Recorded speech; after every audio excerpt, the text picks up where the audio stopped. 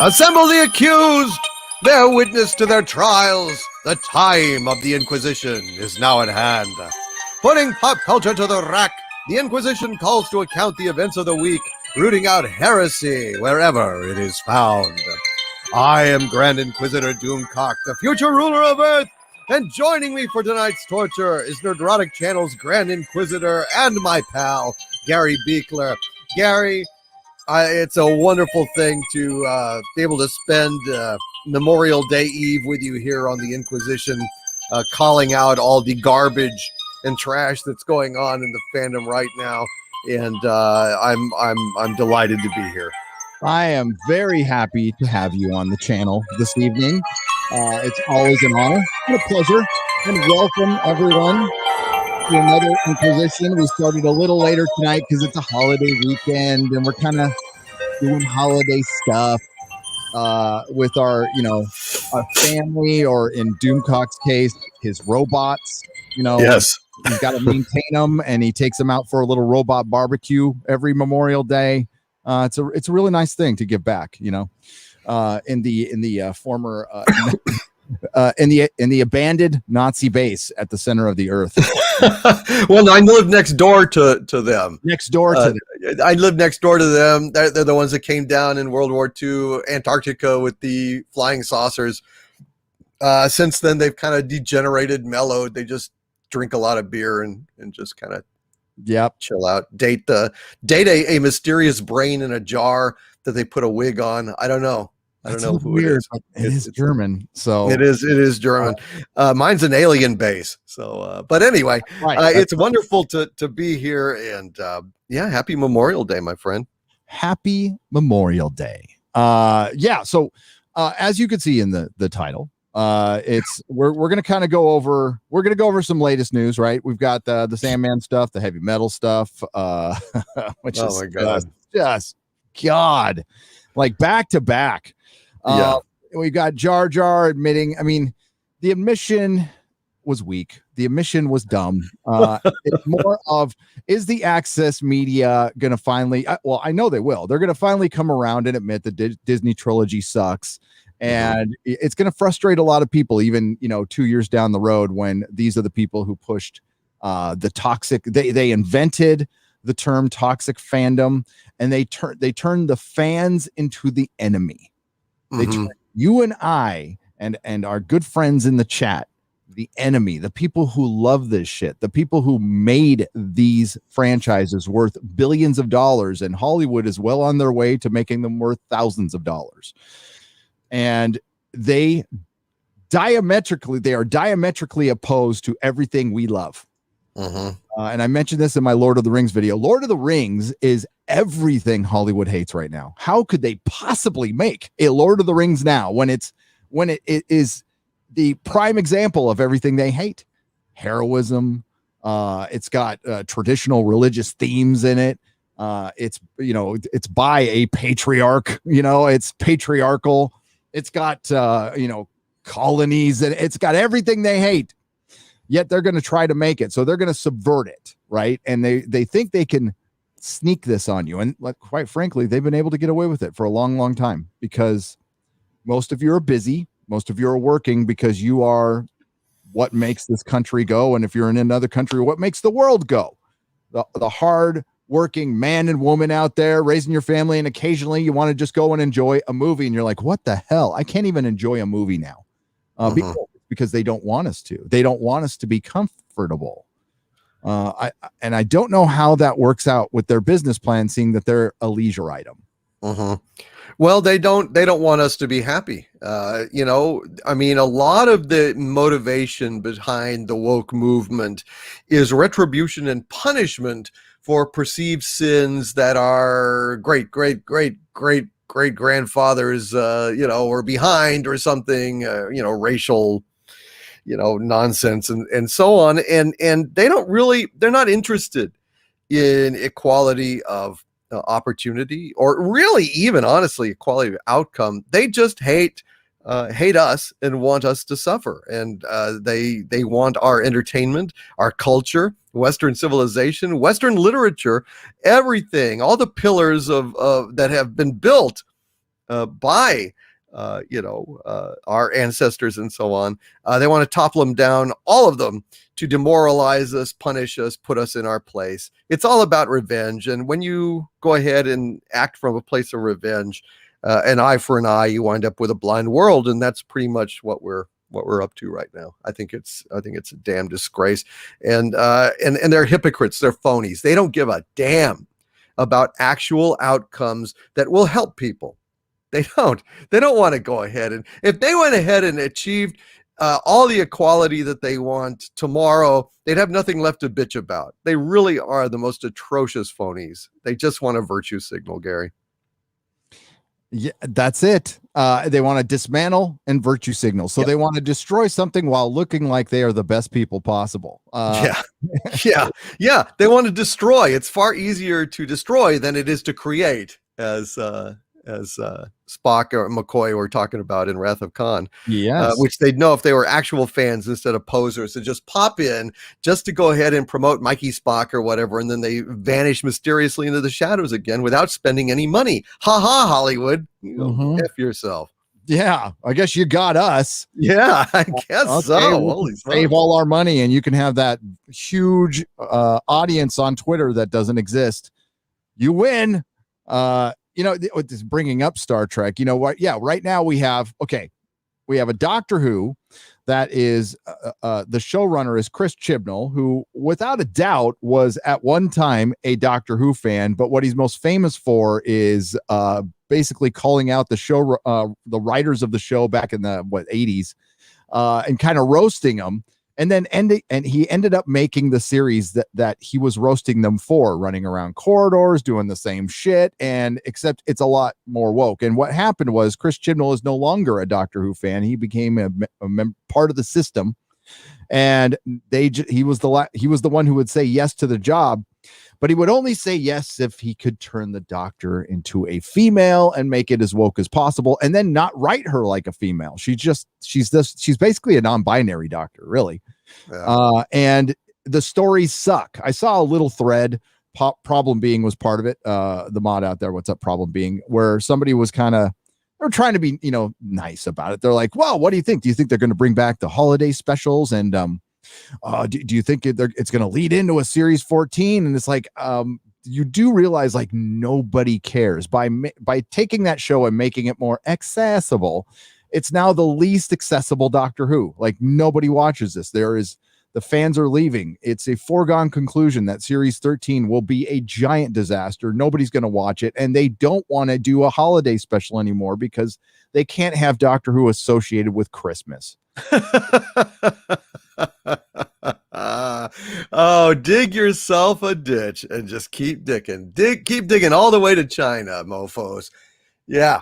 That's what they're trying to do, and China won't even show all the episodes. They have a huge deal over there. Now I have no idea what is shown and what isn't shown, but I bet you it's not every episode. The towns of Wang Chang are probably not shown in China.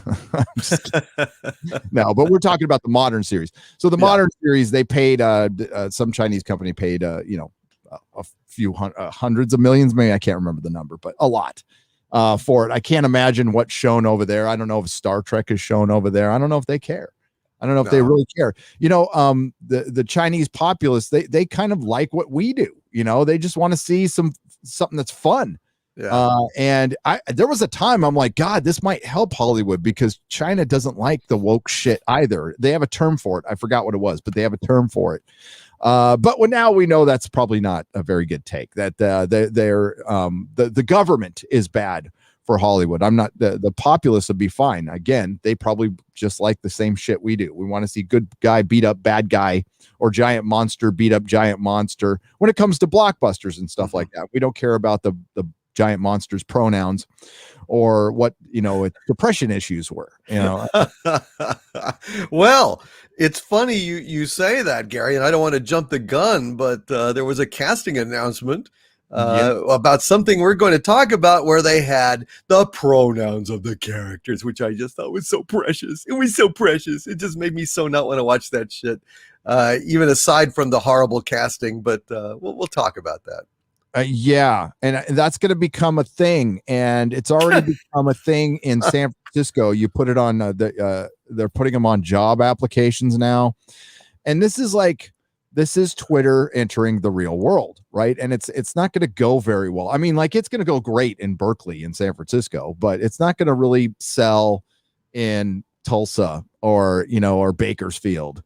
And that's good, by the way. Those are the places you need to live now, not San Francisco or Berkeley. I would advise against it. You're overpaying for a place where you're not safe. Right. But I digress. They're the ones pushing all this stuff. It's the social elite. And like, for one thing, I brought this up before, dude.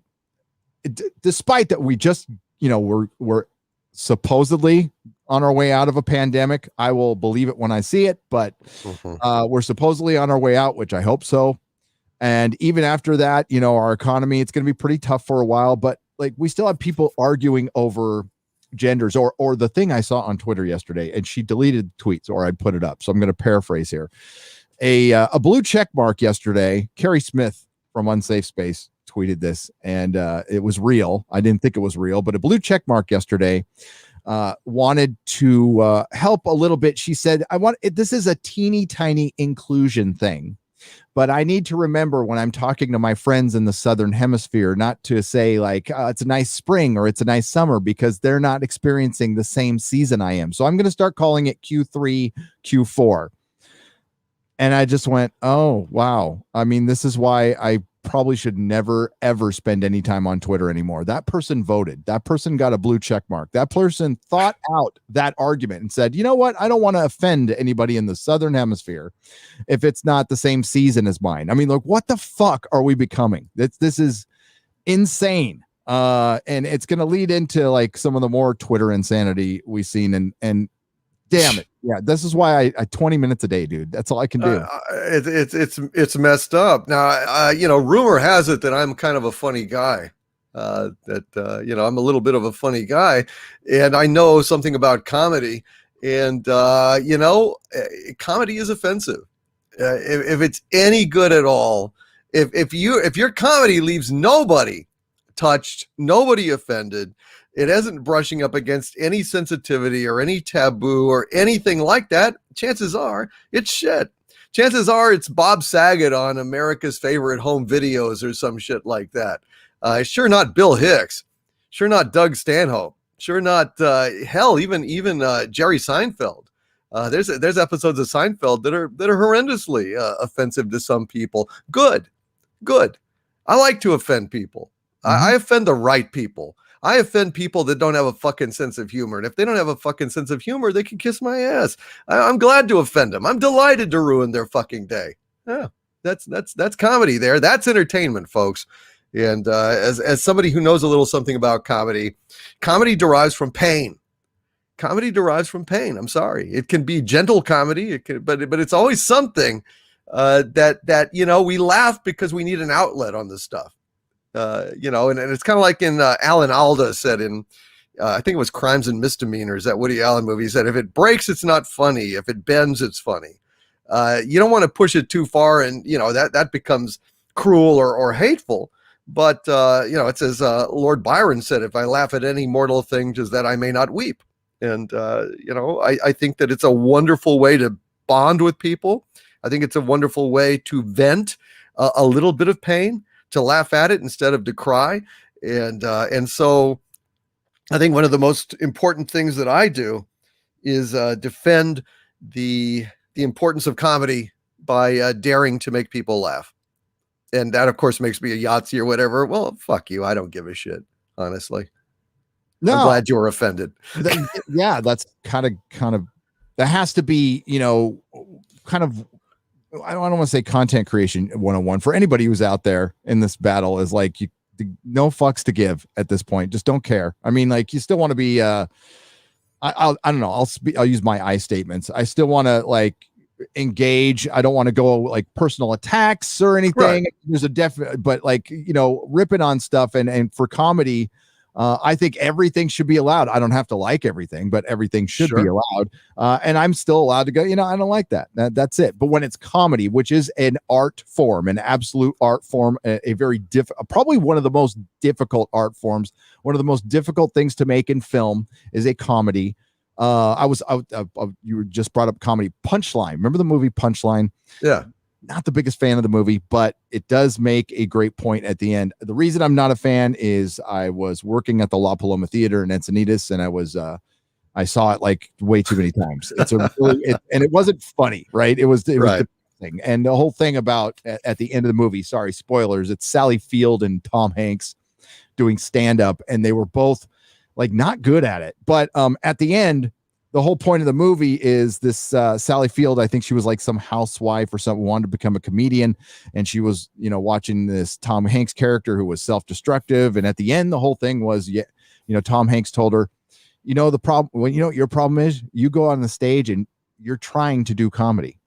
I'm not. And that's where it comes from pain. He was just up there, in a very funny way talking about his horrendous life, and that was supposed to be the big moment in the movie. But personally, after you see it like 16 times, you're just like, kill me now. But yeah, and with the current woke environment, like comedy isn't safe right now. It's in danger because these institutions that used to let comics kind of do what they want freely, especially on cable and stuff, are now the comics are either they're in two camps right now.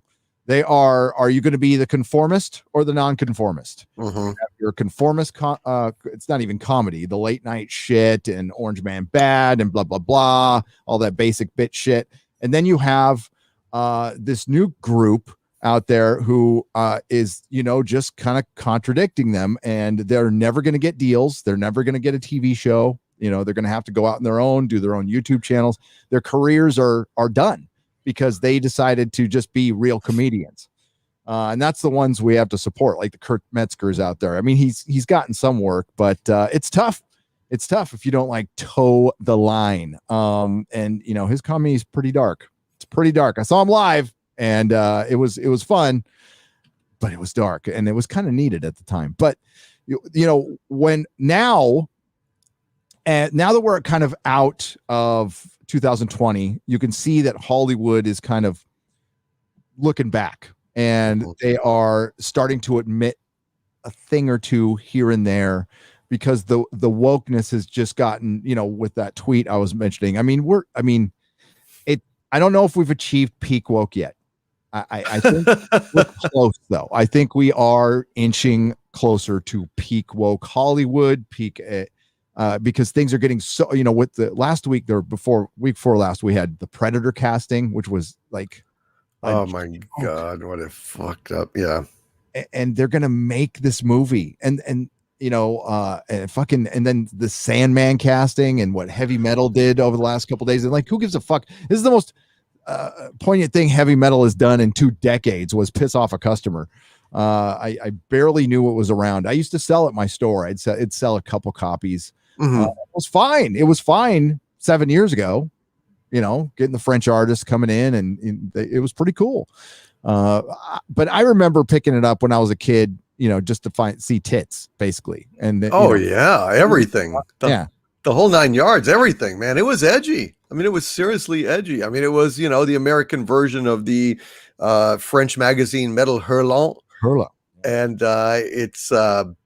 it was really kind of a milestone. I mean, it was weird that, anybody, any age could just go on the newsstand and pick it up and take it home. Same thing with National Lampoon, man. One of the funniest magazines ever made. Talk about subversive material, edgy shit, hilarious stuff. And parents didn't even know about it. Same thing with Mad. Hell, Mad was subversive as hell in the 60s and 70s. Yeah, it was. Back when it was good. Yeah. Well, that's the thing, is the people who have been known to be subversive. I put up something on Twitter today. I'm like, here's the Comic Code Authority label back. You fucking earned it. Like, you've brought it back. You're such Puritans now You're such, everybody has to like abide by this ever-changing moral code. It's like, what? You're artists, for fuck's sake. And we have grown-ass men, and I use that in air quotes, like they're scared of boobs now. Like James Gunn came out and said, I was watching a thread and I came this close to responding with a very bad tweet. But he's like, Gamora would rather die than have boob armor, and somebody was just showing him a picture going like, what do you think of this? And he's like, and then the guy shoots back going, well, I wasn't talking about boob armor, but okay, I totally agree with you, James. It's like, no, well, for one, Gamora's already dead. And that's probably why nobody's reading the book anymore, because she isn't wearing boob armor. For one, I want boobs armored. Boobs are a beautiful thing that need to be preserved. And if it happens to be in a boob-shaped armor, I am for it. And yeah, they're like scared. For one, this is all bullshit. So this is a bunch of guys out there going, we're all about you, the male feminists. Stay the fuck away from them, as far away from them as possible. You know what? I would use boob armor as a barometer. If a guy is against boob armor, no, I don't care if he asked you to marry him last night. The answer is no, walk away. If he's for boob armor, he's probably a keeper. I absolutely agree. I think that this puritanical bent in comics and society has just encouraged me. I mean, I sent out the key a while back, and I don't know that it caught the movement, but I said every single woke tweet append a voluptuous gif of this chick, this blonde chick in a bikini bouncing up and down in the surf, because they hate sex, they hate beautiful women, they hate humor. Hit them where they cannot cope. Send them sexy women. Send them jokes. Make fun of them. That is the greatest weapon that we have against these woke wankers, is just humor, which they cannot process. It's like Captain Kirk used to, give illogic to computers to make them short circuit. Same thing with the woke. When you just unapologetically, attach, gifs of beautiful women bouncing up and down unapologetically and rub their faces in it. Jesus, they can't, so you're not ashamed? No, I'm not ashamed. Here, choke on this, bitches. That's the best way to shit. They'll probably melt. And then we'll have less snowflakes in the world. The more you give them humor, the more you give them boobies bouncing in gifs, shit, we can make them extinct. 50% of them called if enough of us would do this just for 1 week. Yeah. So what do you search? I was trying to search. Do you search boobs bouncing or boobies bouncing? It was actually a bikini, blonde bikini, I think it was. Let me see if I can pull it up again here. It was a really wonderful gift. Let me see. Actually, I probably got it under my okay, yeah, here it is. Actually, I'm tweeting it out right now. Here is, and that's the woke bane. Exactly. Here you go. I'm tweeting it out right now, Gary, and you can just look at my feed there, and you'll see it there. And that's the one right there. That chick right there, man. Oh yeah, that makes me happy. I'm gonna like it first before I share it. And here we go. I mean, like, hey, everybody likes boobs, and yeah, I think that's what I think you respond, especially when we have Jerry Conway out there calling out manga for having boobs in it, and he's like, the young people are exposed to boobs. The guy who like invented the boob window and invented Power Girl, who was only known for one thing, her boob window. And Jerry Conway did a lot of stuff, but see, when you get older, men lose testosterone. So it's very, very important that maybe testosterone replacement therapy, if needed. If not, like lots of red meat, protein, sex, working out, these things, you can keep your testosterone and you won't end up like Jerry Conway, who's starting to look like his grandma. So yeah, that is woke bane right there.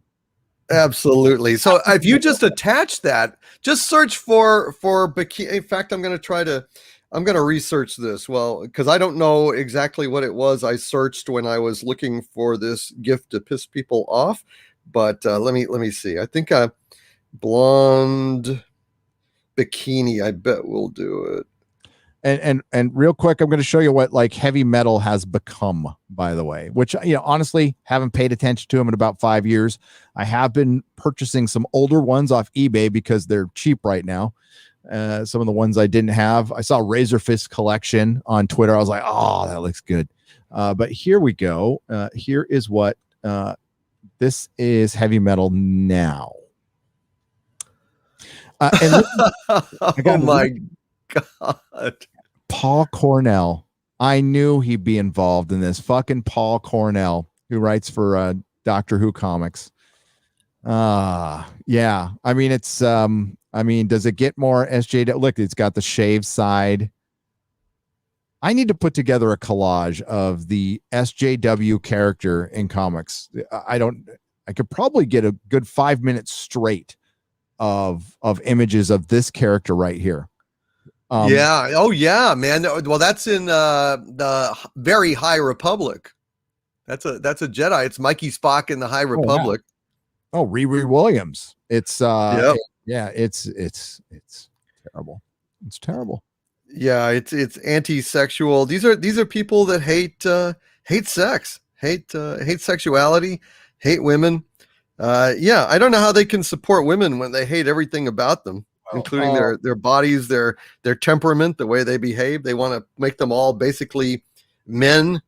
It's just pathetic. Well, and they talk all this talk about agency, and we're erasing women now. We're going to start calling them birthing people. That's the language that's being bandied about by actual politicians voted into office and professionals.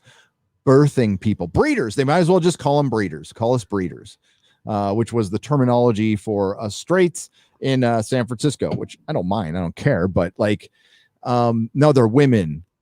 They're women. And to even bring that up is probably bad, but I don't give a shit.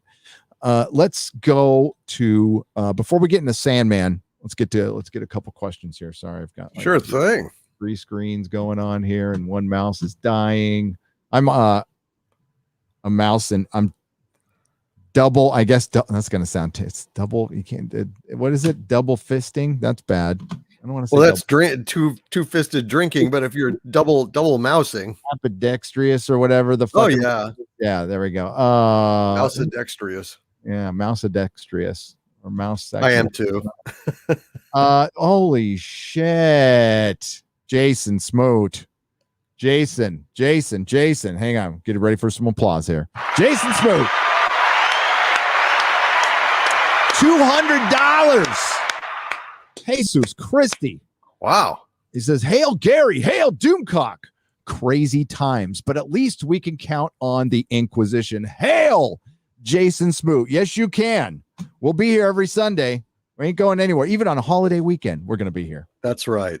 Yep. And I hope, by the way, everybody's having a wonderful Memorial Day. I know we're talking about Hollywood being shit, but I hope you guys are doing great, having fun, hanging out with family if they're around, and experiencing the outside. And, it was nice to go outside a little bit today with Nerdrotic Jr.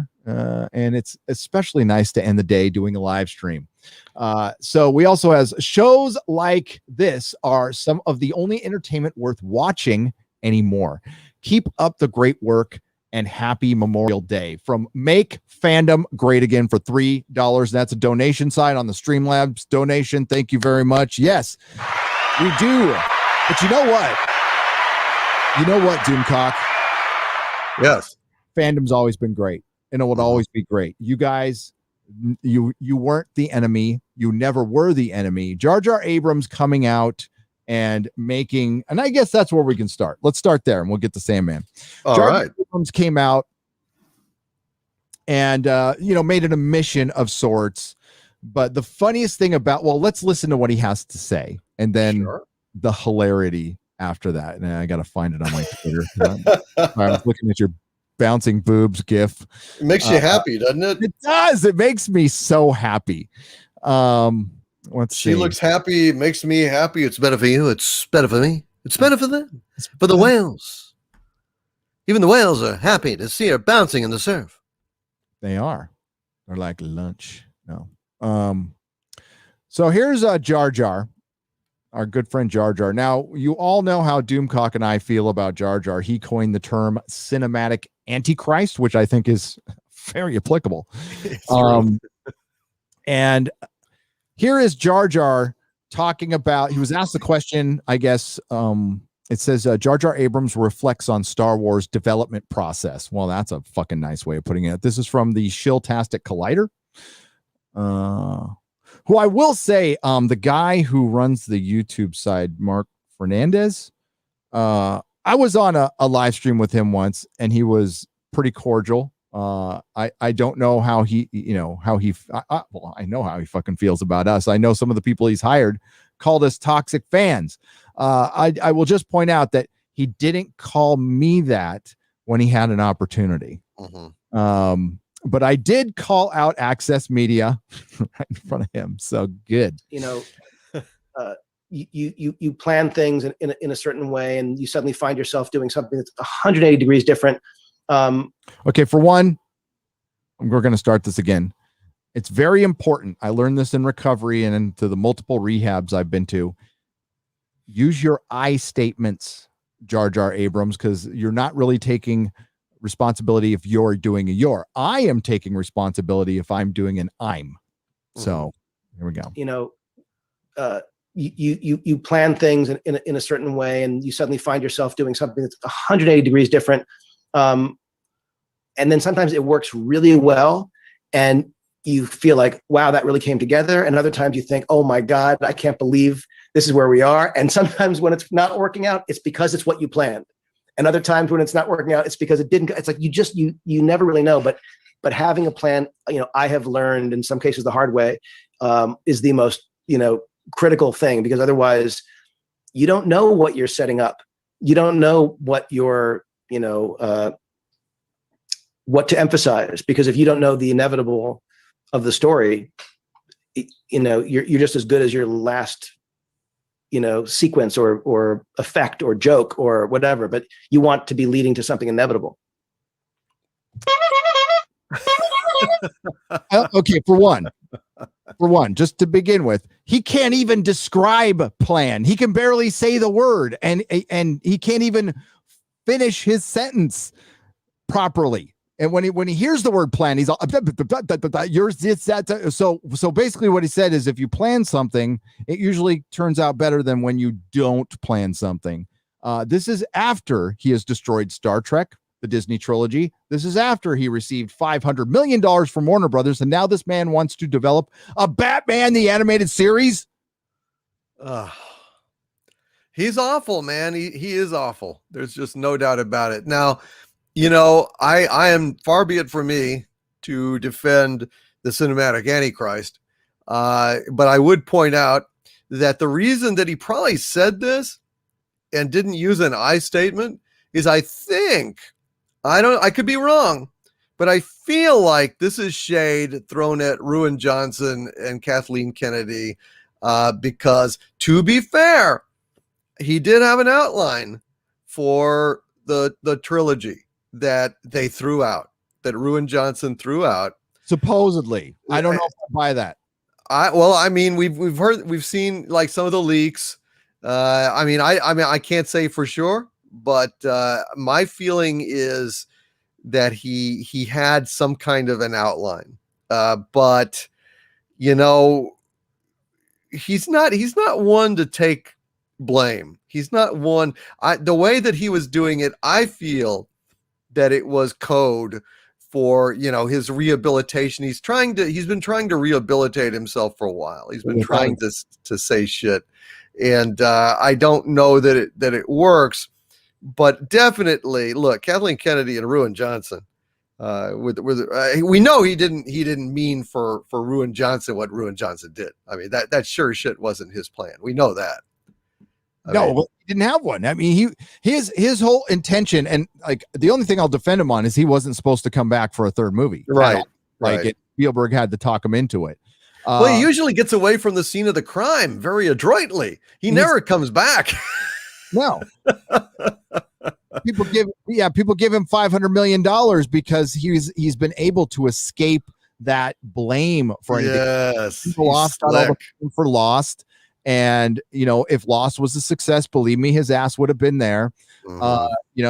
Shit, but it's just weird how everything that's got Jar Jar Abrams bad reboot on it ends the same way. I mean, fucking Castle Rock. Let's go to Castle Rock. Started out pretty interesting, pretty good, ended like shit.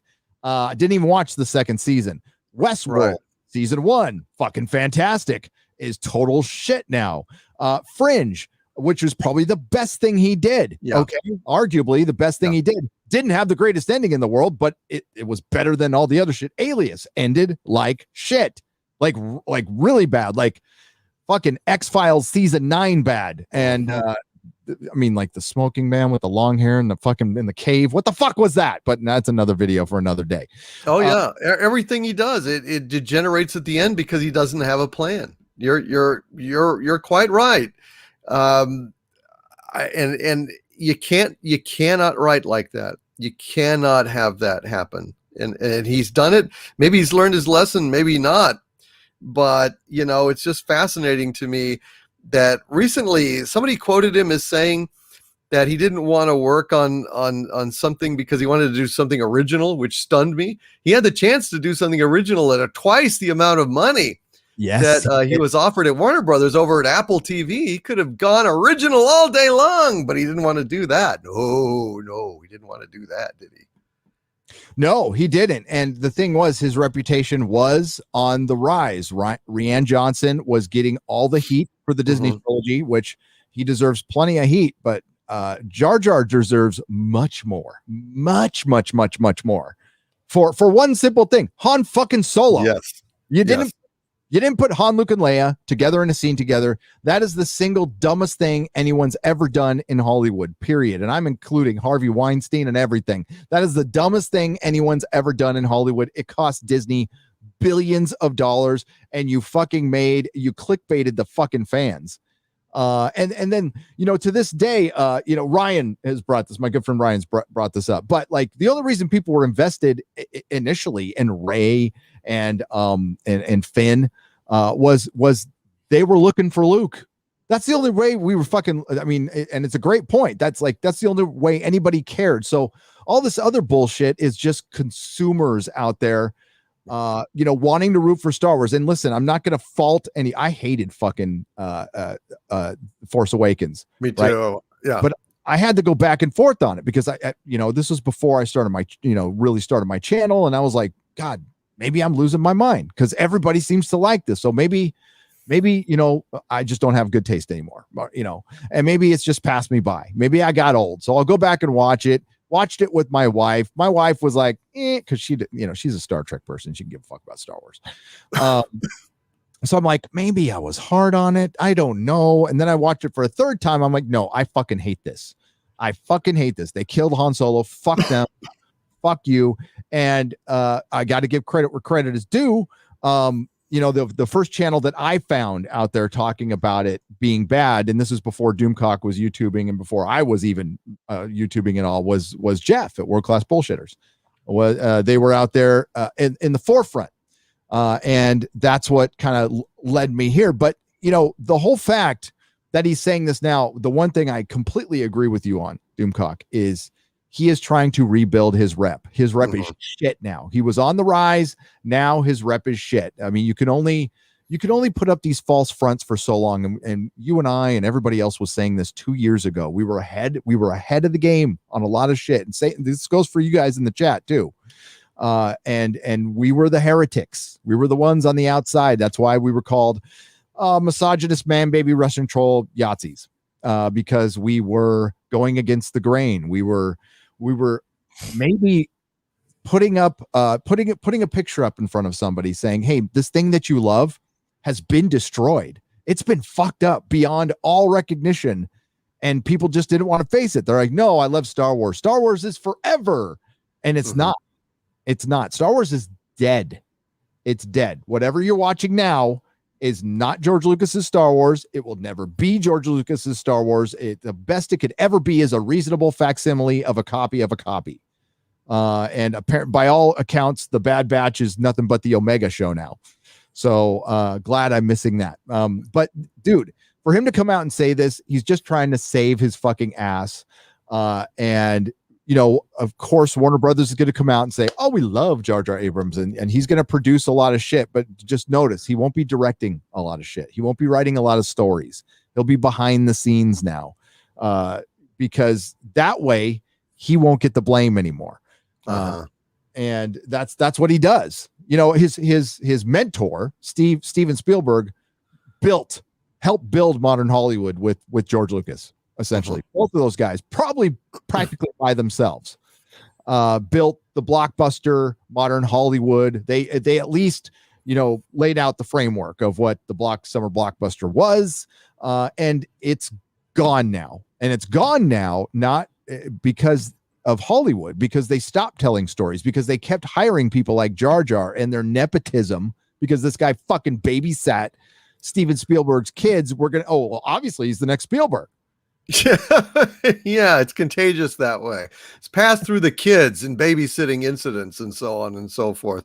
Yeah, no, I'm with you. I mean, I'll tell you how far ahead of the curve I was on Force Awakens. I didn't see it in the theaters when it was first released. When I took one look at that poster, I've said this many times before, it's the God's own truth, and I was like, what is that up there? Oh, that's Star Killer base. And what is it? Well, the Death Star. Yeah. Well, it destroys whole systems instead of a planet. I just smacked my head and I said, and the chick down there is Luke, and the droid is and does the droid have some kind of secret that the Empire wants? Well, the First Order, but yeah. And I'm like, oh my fuck, this is just a rehash of the same fucking thing. And I just had no interest in seeing it, and I didn't fucking see it. I've never seen it in theaters. I've only skimmed it on Netflix. So, I've skimmed the salient points and stuff, and it was awful. It was awful. Yeah, I've seen the first one 3 times, the second one once, and will never watch a second of it again. Yeah. And I won't watch any of this shit again. And I unfortunately had to watch Rise of Skywalker twice to review it in the same day. That's awful, man. Yeah, I actually sat through. I did a DVD commentary on The Last Jedi because my folks wanted it. So there I am talking it through the whole movie about exactly why this is bad and why it doesn't work. But yeah, Force Awakens is no better. Honestly, it's shit. Terrible. Han Solo, one of the greatest cinematic characters ever. You destroyed. Okay. Well, Harrison Ford has made all of his characters bad dads. All of the big 3 to me, anyway. With Indiana Jones was a bad dad, an absentee father. Han Solo bailed out on his family, and Deckard, kind of the same thing, and these are all failed men that he's gone back to, and he's systematically destroyed his fucking career, and I don't something we saw Patrick Stewart do just recently. Picard review coming someday, and for Jar Jar to come out and admit this now is fucking rich, for one, and a lot late. It's like admitting, well, maybe I should have taken a left at the iceberg, while the Titanic is sinking. And honestly, I know there's a lot of talk of Kathleen Kennedy going. It doesn't matter. I mean, you can't undo this damage. Star Wars is a fucking strong brand, the strongest brand probably there is outside of the MCU is stronger right now, but not for long. No, it's a strong brand. People love this shit. I mean, and that's the basis of everything that Doomcock did, I did, Jeremy did at Geeks and Gamers, Jeff at World Class Bullshitters, and all the everyone else. They love Star Wars. At some point in their lives, they fucking loved Star Wars, and that's why we still talk about it, because you can certainly learn lessons from this. I have personally black-pilled on Star Wars, but I've still got plenty of work to do on the rest of Hollywood. There's still all kinds of stuff that can either be saved, or we got to point out, or we got to chronicle its demise. But see, I can't help but talk about this stuff because I love this stuff. I mean, Star Wars changed my fucking life. Like it was a spiritual experience for a 7-year-old. I was like, whoa, this thing is completely talking my language. This is like everything I love that I didn't even know I loved. It's hard to talk. I wish I could bottle up what I felt that day when I saw it, and the day I saw Empire, which was even bigger for me, because like, I'm like, whoa, because that's the first time I saw something like evolve and turn into, like, you took greatness and put it in the stratosphere. Right. And, I grew up at the perfect time. I was 7 when I saw Star Wars. I was 10 when I saw Empire, and they started rolling out the toys, and I wanted all of them. And dude, it was just, it was my entire, it got to be so bad that my sister came in my room one day and ripped off my Empire Strikes Back soundtrack that I was listening to for like the 95th time that day, and like slapped down some like Led Zeppelin and stuff on my head and said, listen to some real music. But that's how big of a part it was of my life forever. When the 20th anniversary rolled around, I was fucking first in line forever. And I saw it multiple times, and it was cool because it was like re-experiencing it again in the mid 90s, and the build up to the prequels and everything. It was fucking great. I was having a good time. The prequels came around, didn't love them, but I didn't think Star Wars was dead, not by a long shot. Right. I like the third one's the best out of the lot. It's still not a very good movie to me, but I never thought Star Wars would die either. And no, I was not. I mean, I actually, I really, to this day, I still enjoy the Phantom Menace. I think it's not bad. It's actually got some good stuff in it. I know that Anakin is very annoying. Not his fault. Jar Jar is a terrible character, but again, that's kind of for the kids. But it's got some of the best damn lightsaber stuff I've ever seen. Darth Maul was fantastic. I wish they hadn't killed him. I should have saved him for the rest of the trilogy. But Qui-Gon was fantastic. Obi-Wan, a lot of great stuff in there. So, I still love it to this day, largely. Yeah, Phantom Edit. I'm a big fan of the Phantom Edit. For me, the prequel should have been Revenge of the Sith. I didn't need to see Darth Vader as a kid ever. No, it would have been bad. They needed to give him, if they were going to have him as a kid, they needed to go ahead and actually allow him to have some verisimilitude, to have some truth to his character. You're not going to have a character of a young boy who's a fucking slave, who is just going to be all, Little Mary Sunshine, brightness and roses. I'm sorry. It's just not going to be. So you would have a complex kid at that age that's brilliant at repairing things, building things, strong in the Force, but is gravitating towards the dark side because of anger and fear and all the things that are, kind of central around the issue of slavery. If Lucas had the courage of his convictions, because I think his outline is fantastic. His outline is damn good. He needed help to execute it properly. He needed better character development a little bit. He needed a much better dialogue. But if he'd had those things, the prequel trilogy could have been quite remarkable. And as it is, it's just kind of ordinary to bad. Attack of the Clones is a bad movie. It's just awful. I like the fight scenes, the story. I can't. I haven't watched them once since a long ass time. Really? Yeah. It should have been 3 movies of watching Anakin slowly, torturously go dark. It just maybe at the end of the second movie, beginning of the third, probably end of the second movie. That's what I would have done. And then have, the third movie. And what helped me still love Star Wars was the novelization of Revenge of the Sith. It's fucking good. It's really good. It gets into Anakin's. Oh God. Yeah. You get into Anakin's head and you really see the struggle. You see that he looked at, cause one thing that, Lucas did not do and could not do. He waited too long. He was too rich. He was too soft. He was sitting down while he was directing, drinking a fucking Pepsi, going, there was the passion wasn't there. There's no Gary Kurtz. He just had Rick McCallum, who was just like, whatever you want, George. And he couldn't direct actors. He doesn't know how to direct acting anymore and get emotion out of people. Palpatine was basically Anakin's dad, and you never get a sense of that. There's no emotion at all. It's really dry and crisp. But if you read the book, you get the sense that this is a father figure for somebody who's never had a male presence in his life, really.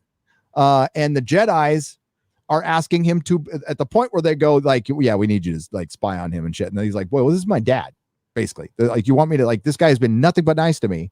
He's done, and the Jedi have been dicks to him the whole fucking time. You get it. You get a sense of, oh, Yoda was kind of a dick, arrogant. Yeah. That's what they were, arrogant and narrow-sighted. I mean, they just really couldn't even see what was in front of them. Complacent, decadent, and arrogant, and that's the problem. I mean, if it had been Yoda from Empire Strikes Back, humbled, that had first encountered Anakin on Coruscant, it would have been an entirely different story. Yep. He would have had his compassion. He would have, sensed the importance of this, instead of just being, while he's doing other Jedi business, like, look at this kid. Well, okay, if you're going to train him, I guess, whatever, get him out of here. He's worthless. It's just not helpful. Stupid, really.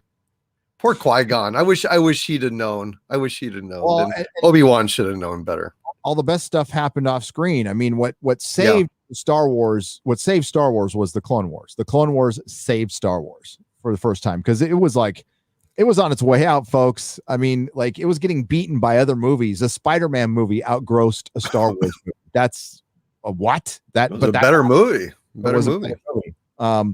But the Clone Wars saved it, right? And then you had the EU, and you still had your hardcore fan base, so you had plenty. And of course, we've gone over it. Disney's biggest mistake, getting rid of the EU, and then what they did.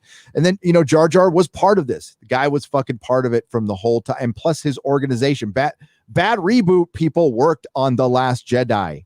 So for consistency, of course, there was Lucasfilm people in there too, but there was still a sense of that mystery box bullshit going on. And then, of course, Rise of Skywalker comes out. So this fucker comes out and admits, maybe we should have had a plan. And the people I'm looking at is the access media. I mean, at this point, fuck Jar Jar. Jar Jar is going to be Jar Jar. If people are going to hire him, they're dumb. And when we see what he makes, we can eat popcorn and laugh and make content, because it's going to suck. But the access media, who was inventing all these terms, turning fans on each other, and now they're acting like, like I said in videos towards the end of 2019, you watch, they're going to flip the narrative and they're going to act like they never liked the Disney trilogy. And we're starting to see that. Well, this is a sign of shit turning around. All right. It might not sound like it, but it is. We're starting to see people cringe a little bit more on the woke stuff. And, when trends end, and I've said this before, when you see like Coca-Cola talking about shit, a trend is over. It's done. It's officially dead. To die out, but things are going to get worse before they get better. Trust me. But movies like The Predator or Jar Jar Abrams' Superman, don't think they're going to get made. Don't think. Really? You don't think this Jar Jar Superman is going to get made? Really? I think so. God, I hope you're right. Jesus. That would make me very happy. There'll be delays. Oh, they're going to announce a director any minute now. As a matter of fact, rumored today in Deadline. Again, this is a rumor, so I don't know if it's true or not. But Regina King is being considered to direct. Well, then that shit. Well, that right there just fills me with wonderful optimism, and I can't wait to see that go down the toilet. Yeah. Yep. Somebody who backs the critical race theory and reparations wants to direct Superman, who's never talked about superheroes before in her life. I don't care what the person looks like who directs Superman. I would hope that they would have experience and do the best job as possible. But this isn't a Superman movie, so whatever at this point. But Jar Jar Abrams picking Regina King is very Jar Jar Abrams. They can pick because it looks to me like these directors aren't really directing movies anyway. These things are pre-made for them. Well, that's the Marvel way anyway. By the way, oh my God, Jack Schaefer was given a development deal for Marvel. The one who didn't know who Mephisto was, the one who just did WandaVision, that shit. They gave a production deal. Marvel's dead. But like, yeah, we'll see. We'll see. I have a feeling you're going to see a lot of projects announced that will not come to fruition in 2 to 3 years because we won't have billion-dollar movies.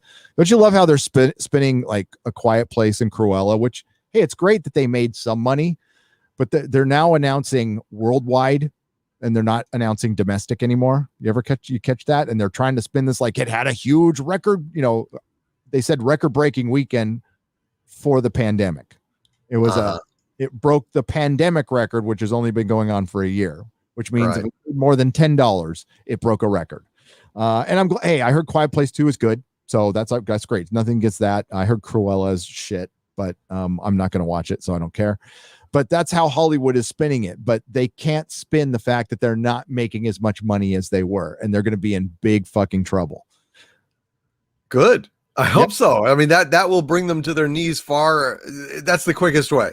And that's really, we just talked about this before we came on the air, and we're winning, Gary. We really are. I mean, there's just no doubt about it. I know it feels defeatist. I know we feel like, there's bad news every day, but honest to God, my opinion, and I think your opinion now, we are definitely winning. The tide is turning for sure. And I just want to caution people that like, it's going to be another year and a half of just cringe. And it's going to get like, you're going to see some pretty, like, think Charlie's Angels, Dark Fate, mixed in with, trying to think Birds of Prey. It's going to be that bad. But out of the mouths of babes and super chats, I'm trying to find my super chat wisdom because I was doing a square up the other day and put in a great super chat. So I posted it on Twitter and I want to get the wording correctly on this. So give me just a second. Absolutely. I'm looking forward to hearing this. It's very simple, but it's true. And here it is, super chat wisdom. And it's from Josh Krushke, excuse me. If we stop talking about the stupid, the shills will be the only voices we hear. That's why we fucking talk about it. That's why we do what we do. That's why we have to keep doing what we do. And we have new people coming in every single day. So that's the important part because we need a lot more. We need a lot more. I mean, the numbers, like when the hashtag the Fandom Menace was, in late 2019, the numbers behind that hashtag were serious enough for Disney to take notice. And they were most definitely listening. And that's good. That's good because when you speak out, that's the only time things change is when you speak out. If you don't speak out, then again, the shills will be the only voices anybody hears. That's why we do what we do. We've got to keep at it too. Silence is basically complicity. Silence is agreement. When these bastards are destroying our pop culture, we've got to speak up. If we don't, then we are just tacitly approving and giving them a pass. I think that's a terrible thing to do. It really is.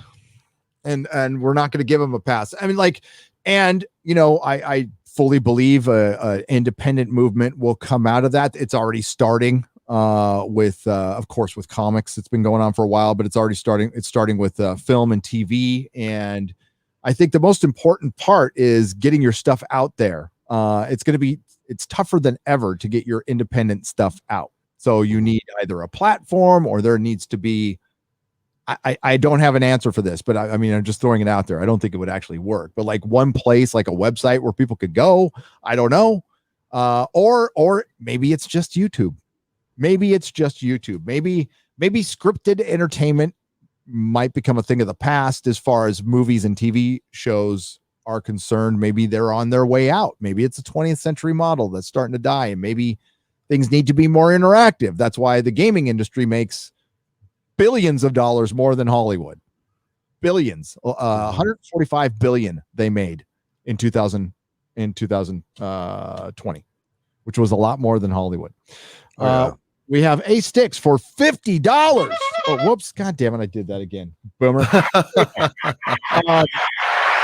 In recognition of my uncle. Oh, boy. This is in recognition of my uncle who was killed in Vietnam. For Suds and Brian, teammates who killed themselves for the Colonel Falzarano,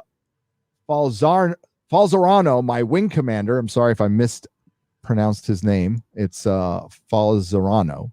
My wing commander who died of a heart attack last year. Hashtag not a long weekend for me. A-Sticks, yeah, fuck the vice president for saying have a nice long weekend. Fuck her. That's a San Franciscan. Don't vote San Franciscans into office. I don't care what party they are. They're usually one party. Don't vote a San Franciscan into office. If you want to, they're very, God. Yeah. She said, have a long weekend. That was disgusting. That was disgusting. It was so fucking disrespectful for everybody who died so her ass can be in office. Fuck her. Yeah, it was stupid. What a stupid thing to say. Jesus Christ. Oh, just slap the face. Everybody who fucking died for this country. I mean, I've never been in the military. My entire family was. I was the only one who wasn't. They were Navy people, and that's disgusting. Mm-hmm. And I'll tell you a little bit later what freedom means to me. By the way, it's something that I didn't appreciate all my life, but I do now. I don't take one day for granted. Let's go. We got Casey Osowski for $20 says, hail good sirs. Of course the morons in Hollywood hate things we love. Those films and shows were made by people who cared, and they are upset and that we know it. Yes. They didn't think, well, because they don't understand fandom. They ask things like, why do you care so much? Well, shit, I'm hearing that. I hear that from a lot of people. I hear it from the Access Media Doomcock. I've heard it from people who like to use the hashtag the Fandom Menace.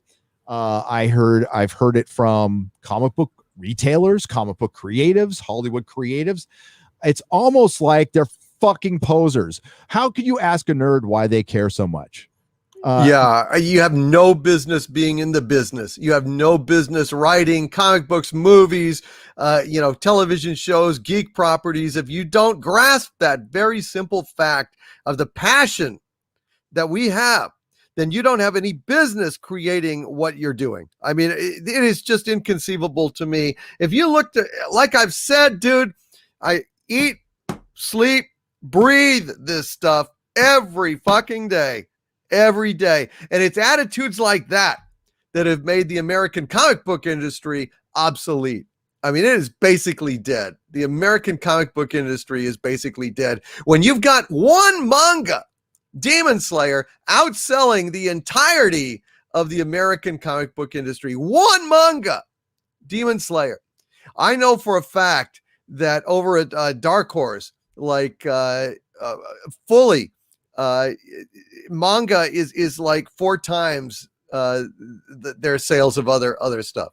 It's just manga is the future. Why did suddenly manga change or manga get better? No, it's because Americans are turning away from these traditional outlets that have let them down, that have the gall to ask them, why do you care so much?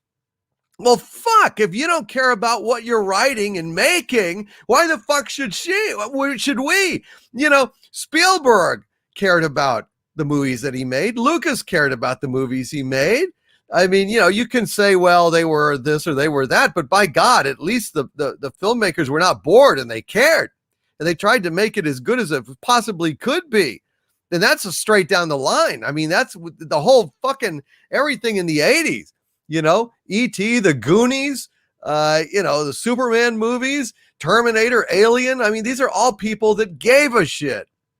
And they're not going to ask you why you care so much. They cared so much.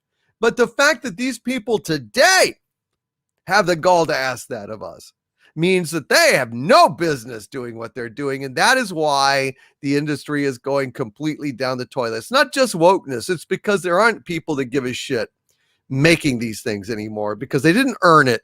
They didn't actually deserve to be where they are. They're where they are because of their contacts, their daddies, their uncles. They don't have any inclination, talent, or fucking spark to be making this stuff. And that is why it's going down the toilet. If there were more people that actually gave a shit at those companies, they would fight more. They would stand up. They would speak. They would find a way to blunt the worst of these horrible cultural vandalisms that have been, slapped all across our fucking pop culture.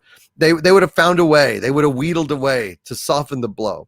But no, they get rid of people like us there because of that very reason, because we stir up trouble, because we know that this stuff matters. And why does it matter? It doesn't just matter. It's not just stories. It is like fucking mythology. It is the core of who we are as people. A lot of us grew up on these tales. We internalized them. We lived them. It's like we were fucking there. It's like we were there on the bridge of the Enterprise. We were there on Yavin. We were there on Bespin. We were there in the TARDIS. I mean, this is where we grew up, man. This matters to us. And we learned a lot of life lessons there. And pop culture is kind of the canary in the coal mine, because all the shit that's being done to all of our beloved geek mythology is being done to the larger society right now, even as we speak. But, fortunately, I think that fire that has been raging through pop culture is kind of running out of fuel. It's going up into the real world. In the real world, fuck, they don't have any time for this woke shit. I mean, I think that's where it's going to die, Gary. I think it is dying. I think we just have to weather the storm.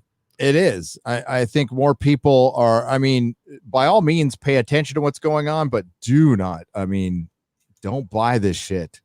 Just don't. There's ways around it. You still want to collect. I'll use my I statements again. When it comes to comic books, right? I stopped buying Marvel and DC comics cold turkey about a year ago. Not going to give them any money. Not going to give. I don't subscribe to Disney Plus. I don't pirate either. And I don't buy anything firsthand, like even the collectibles that I really want. I will buy them secondhand from another person, help out that person, or I'll live without it. Because I am not going to give shit. I got rid of, I doubt it helps, but I got rid of my BritBox because I don't want to fucking help the BBC in any way, shape, or form. Not giving them any money. I'm a huge Doctor Who collector. All this new stuff that they get, I have to wait till somebody else sells it because I ain't fucking giving them my money. I'm just not. And it's hard, it's and Lord of the Rings has benefited from it, believe me. So that I just call it something I like. Or I save my money. You know what? But you can't see Doomcock's office, but it's like this in a house, right? So yeah, he's got we're fucking fans. We're exact, and everybody in this chat, we're the fucking fans you want. We are the fans you want, and you've been consistently telling us to fuck off. So we did. We are happy to not like your politics and not like your book. No fucking problem. But I'm not going to stop talking about it, and we are definitely going to be here when it falls apart. And if some of us fucking laugh, it's only because we're laughing at the motherfuckers who were dumb enough to think they couldn't destroy it. We're not happy that it was destroyed. No, I'm quite the opposite. I'm unhappy because I've said in a lot of my Star Wars videos, you know what? We're going to be lording over the ashes. The fans who actually give a shit. The Doctor Who fans, the Star Trek fans, the only ones that are going to be left once the woke fucking idiots are fucking gone and Hollywood is gone is the fans who love this shit from the get-go. And, shit, hopefully they can, these properties will just be pulverized in the dust and maybe somebody can buy them who gives a shit. And maybe they get saved, or maybe they're just dead forever, which is a possibility. I don't know what's going to survive this, folks. It's pretty iffy at this point. If any franchises truly survive the next few years, I think genre is on its way out. I think superhero movies are getting played out at this point. It shouldn't be. There's tons of stories left to tell. It shouldn't be. But if they keep going down, like, can Marvel survive a flop? Sure. 2 flops, maybe. 3 flops, they'll have to change shit. And we need to make them flop. We need to make them flop. But what you said about, how we're laughing and kind of cackling over the ashes. Well, it's not that we're happy. Khan is not happy that his crew is dead and half his face is burned and the Reliant is about to self-destruct, when he's grinning fiercely up there and saying, "From hell's heart I stab at thee. For hate's sake I spit my last breath at thee." That is anger. That is revenge of the fandom. That is the rage that I feel and the joy, the fierce joy I feel when I see Viacom CBS stock in the toilet, when I see Doctor Who on the skids and merchandise failing. I mean, if all we have left is vengeance, then by God, vengeance it shall be.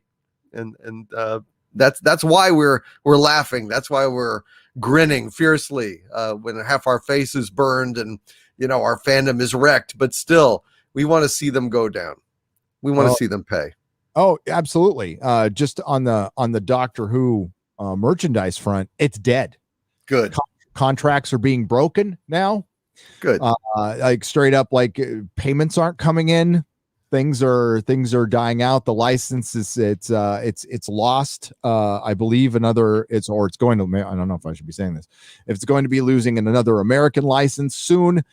Big Finish had to dial back their ranges. They made it sound like, we're doing once a month. They used to put shows out all the time, and they had to dial everything back. Doctor Who magazine ended the comic book because they couldn't pay anybody to do it. It's dead. It's like all this shit that we said was going to happen is fucking happening, and people still think like there's going to be a series. Like I don't know. I've been hearing that being on the chopping block was always on the table after this season. Good. It's too expensive.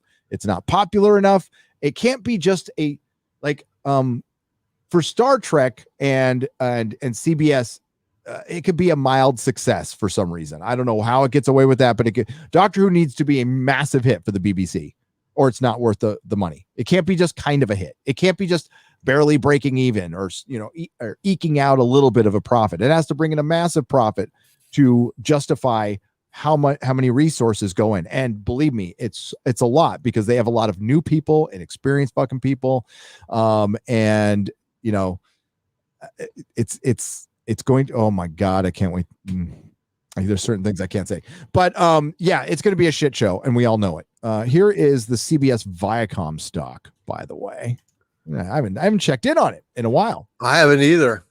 It's shit. It's shit. So this was artificially inflated by not a hedge fund group, but some, I know dick about stocks, but some company, some group went in hard and started investing into Viacom and some other companies. Something happened to that company. They did something wrong or what, I don't know, and they had to bail out, and that's why the stock dropped and it's never recovered. So this little spike here was just complete bullshit. And now it's just puttering around at $43 a share. Paramount Plus DOA. Oh yeah, Paramount Plus is the bottom of the barrel, kids. It's just shit. Steve Ratner, who's an economist, I think it was on Morning Joe, had a presentation and had all the streaming services relative strength, and at the very bottom, man, Paramount Plus. It is just not doing well at all. Nope. It is shit. Keep making shitty Star Trek. No, sure. We got another one coming, man. We got another whole season. It's like, oh, good. Keep throwing the money away. I love it. The more money they throw away, the closer they are to paying, really, in real terms, for their arrogance, their stupidity, their lack of care. Good. Go for it. Fuck them. Love it. A Sticks, again, thank you for the $50. Happy Memorial Day. I'm very sorry for your losses. We appreciate Absolutely. you, and thanks for being here. We got Sam Whiskey, which was the first super chat of the evening for $4.99. Says, Hail Nerdrotic and Doomcock. Why is Hollywood afraid to make a Neil Adams style Batman movie? I don't fucking know. I don't. It's the most frustrating thing in the fucking world. We've had a lot of Batman movies. Some have been really good. I liked them. We have not seen Batman yet. I repeat, we have not seen Batman yet. We've seen some decent versions of Batman, but nowhere near what Batman is. And Neil Adams and the animated series encompassed what Batman was. Yeah. Right. It was a perfect balanced Batman for the time. And you like there was some great runs in the 80s too. Almost the entire 80s were fucking brilliant. That was great Batman. What do you think? Do you think we'll ever see a real Batman live action on the screen? I think we will. I really do. I think we will. I think that, it's going to be part of a kind of repentance renaissance, I would like to call it. I see a repentance renaissance coming where Hollywood hits rock bottom, when they are ejecting the wokeness out of their lineups. They realize how badly they fucked up, and they will probably start swinging radically the other way, trying to save something. Will they be too late? Maybe, but I bet you dollars to donuts that ultimately they will do their very, very best to make great Batman, great Star Wars, great Star Trek. It'll be a repentance renaissance. That's what I want to call it. I think it's going to happen, not because they'll have a change of heart or anything. They have no heart, but they will have desperation, and new management will come in. Real companies, actual companies like AT&T, for example, will buy these Hollywood idiots, realize, well, aren't we supposed to be making fucking profit? Well, we need to change things up. And that will be part of it. So my prediction, I think we will. I hope so. I hope to God we will. Yeah, we'll find out. This Discovery a Warner Brothers deal is interesting because it makes it easier to sell. So AT&T is not in charge yet that much anymore, and they're kind of on their own. Hollywood was happy about this deal, which makes me probably not like it if Hollywood's, but we'll see. There's talk of them being sold to Disney. Never fucking happened. Disney doesn't have the money to buy shit right now. No. I could see Amazon could buy everybody whenever they want. They just overpaid for MGM by about what they paid, almost $9 billion. So they paid $9 billion too much for MGM. Has shit. It has jack shit. It has properties you cannot make anymore. You can't. I think it's RoboCop is one of them. It's fucking right. RoboCop was a couple good movies. I like RoboCop 2. I do. Frank Miller wrote it. I know it's silly, but I liked it. But I love RoboCop 1. Fucking classic, great movie. But you can't make that anymore. It's of its time. I don't know. I honestly don't know. I think it'll be a while before I think. Oh yeah, for sure. Sparkle Boy will be the last Batman we see for a while, which is unfortunate. I hope it's great. I hope I'm wrong, but Jar Jar Abrams is involved, so sorry. I'm going to be skeptical. Not sorry, but Batman the Animated Series is absolute perfection. It doesn't need to be remade. Paul Dini supposedly is coming back, but only as an executive producer. Not Paul Dini. I'm sorry, Bruce Timm. Paul Dini is not coming back. Paul Dini is very important to the Batman the Animated Series, and then the new animated series, and then the Justice League and Justice League Unlimited. All that shit was fucking great. It was just absolutely great. I don't think it'll ever be equaled.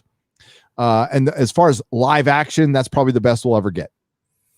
But I hope we see a good Batman someday. I really do. I would really like it. I think that they will be desperate. I think that they will see the light. I don't know when. I don't know how long it's going to take, but I think these guys are really going to be hungry for profit in a way that is tantamount to desperation. And I think that desperation is a wonderful way to, make you change your approach to life. You got to hit rock bottom, Gary, as you well know. before you can go ahead and realize that you got a problem. And I think Hollywood is heading towards rock bottom. Yep. Oh, they are. They are. I just don't know if they recover or not, or if it just fragments, which I think is the most likely case. That's possible. That's possible. But when it, again, Ben Affleck, I think if you take his Batman and get a good writer and good director, it doesn't have to be in the Snyderverse. Take his Batman with that costume. I think you can make a damn good Batman movie with him. I think you could. Here in the Steadfast for $22.56. Thank you for the $22.56 Canadian pesos, by the way. Hail Gary, hail Doomcock. This is my truth. I do not need a 40-year-old POC woman to tell me what didn't work about Lord of the Rings. I want to know what it meant to Anglo-Saxons, to Britons, and to Celts or the Celts. I agree. I absolutely agree. I need to know what fucking Tolkien thought. That's all I need. And you know what? He wrote it all down, every fucking word of it. You don't need to interpret shit. Just do what Tolkien did. Just do what he laid out, and you might be able to make something fun that will make you a lot of money. If you stray from that path even just a little bit, you just wasted $1 billion. And it's $1 billion, folks. They spent $500 million on this season, but that's just what they spent on the season. That's not counting the money they spent on the rights. So, and promotion and blah, blah, blah. So I have a special sentence for the people that insulted the fans for heavy metal. Blindfold them and make them grab the green orb of evil and get melted, says Digi Akuma for $5. You watch the movie. Yes. Yes, I guess we should talk about that. And we'll get back to your questions in just a moment. But yes, I had to kind of fast and cue there. I got to figure out a better way than that, but that'll work for now. Heavy metal came out. Let's go to the Bleeding Fool. Doing great work over there, by the way. We love the Bleeding Fool. Fuck Bleeding Cool. It's Bleeding Cool. They pointed out this. Here we go. This is not how to treat your customers, by the way. So Bleeding Fool pointed out that Heavy Metal Magazine was asked why they went so Puritan with the latest comics of their most famous protagonists and covered up Tarna in a far less sexy costume. Their responses were less than ideal. And this is too heavy metal. By the way, here, let's, I don't know if you can see this or not. I'm going to click the link. You probably can't see it, so I'm going to show you. I wasn't really that salty with them at all, but Heavy Metal Magazine blocked me and a lot of other people. I would imagine, I would hope, I haven't checked, but I would hope that I was blocked because, they talked about this smart ass bullshit where they said, it has come to our attention that some of you are confused that Tarna has the ability to change clothes. So to address this, we'd like to remind you that you too can change clothes and to please do so, especially your underwear. We've gotten complaints from the neighbors. So condescending to fans who were expressing quite correctly their opinion about a product that heavy metal apparently, I would guess, wants them to buy. And may I read what I tweeted to them in reply? Absolutely. Please do. I replied to Heavy Metal Inc. It has come to our attention that you're self-destructing and losing your audience by insulting them. Let me explain how marketing works. Insulting your audience is dangerous. If you do, they tell you to fuck off and go elsewhere. Fuck off. Hashtag without respect, we reject. Without respect, we reject. Damn right.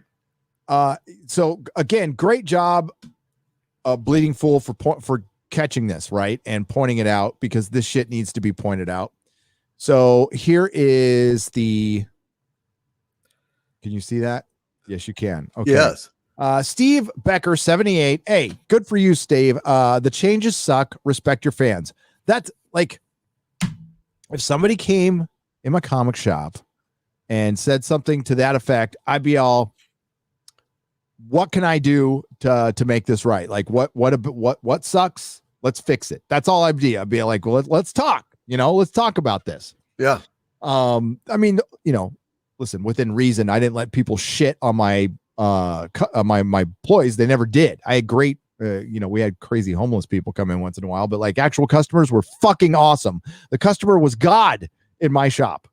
And that's what I told all of my employees. The customer is not only right, the customer is God. Okay. Short of stealing shit, just see what we can do for them, discounts, whatever. Because we want them to walk out happy and having spent some money. So yeah, this isn't that bad. Changes suck. Respect your fans. You probably don't like to hear that at heavy metal, but there's this thing called the high road. You try to be professional. This was their response. No, we don't want fans like that. We are good. Thank you. What the fuck? And so you shan't have fans like that, assholes. Yeah. No, we don't want fans like that. We're good. Heavy Metal fucking magazine was built on this kind of excess.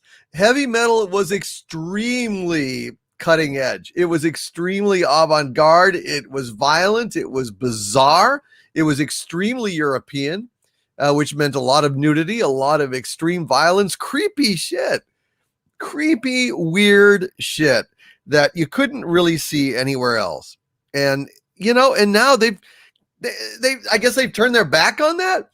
I mean, to the extent that you can't even have a scantily clad woman running around? Seriously? Then you're not heavy metal anymore. And we're talking about a print magazine. I mean, print is deader than dead. I don't know how heavy metal is still fucking around, but guess what? The clock is ticking. They just stamped an expiration date on heavy metal. So don't be surprised if you hear in about a year's time, heavy metal is shutting down. And I want you to remember that fucking response. And if an employee of mine fucking said that to one of my customers, they wouldn't be able to finish the fucking sentence. They'd be out the door. Yeah. Out the fucking door. You don't fucking talk to customers like this ever. And I don't care how bad the customers get. For one, this isn't bad. I'm keeping it simple, man. The changes suck. Respect your fans. Maybe you should go, you don't have to respond, for one. That would be my best. Just don't fucking respond. Or thank you for your input. We appreciate you being a fan. Hopefully we can do better next time, or maybe hopefully we can win you over with the story. Something like that. Something nice and respectful. That's all you need to fucking do. Yeah. Dismissing it entirely with an insult. Like, nah, we don't want fans like you. Okay, good. Well, thanks for letting us know. We won't patronize your fucking magazine anymore. Jesus Christ. And those kind of people that are complaining are the core audience. This is not fringe shit. This is what they're known for. Naked women, boobies, weird monsters, grotesque violence, dystopian futures, bizarre futures. You lose that edge. You don't have heavy metal anymore, for God's sakes. This is not some kind of weird new thing that we want. Hey, we want naked women in your magazine. That's like bitching at Playboy about, we don't like hot chicks, I don't know what the fuck they're thinking. Well, yeah. Didn't Playboy actually do that and then go out of business or something like that? Yeah, pretty much. They decide, well, we're not going to show naked women anymore. It's like, well, good luck with that. And It didn't really work out for them. And heavy metal responds to another customer. Sounds like you had a little trouble reading and comprehending there, champ. So let's try this. We grew up. Sorry.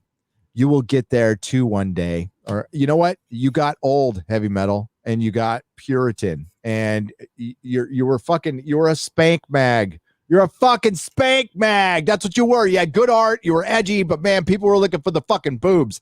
That's why people bought your fucking book in the 70s. They were looking for the teats. They grew to appreciate the art later. And I understand like how fucking the heavy metal movie is. It's in my top 10 of all time. I fucking love it. I love it.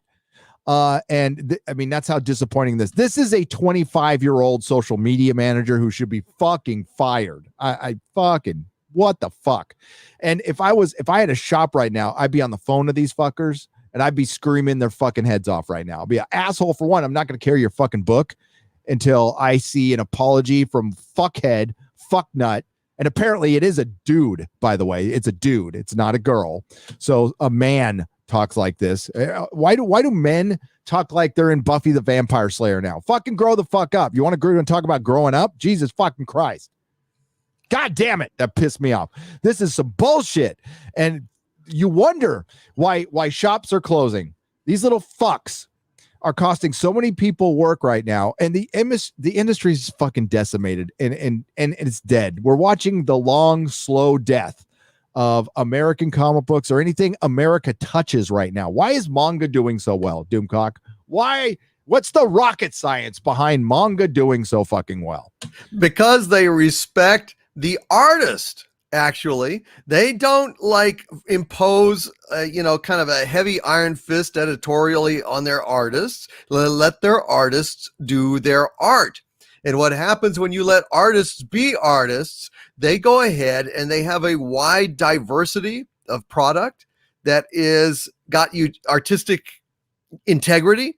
It's gonna be something that comes from the passion of the creator. Passion is the missing ingredient.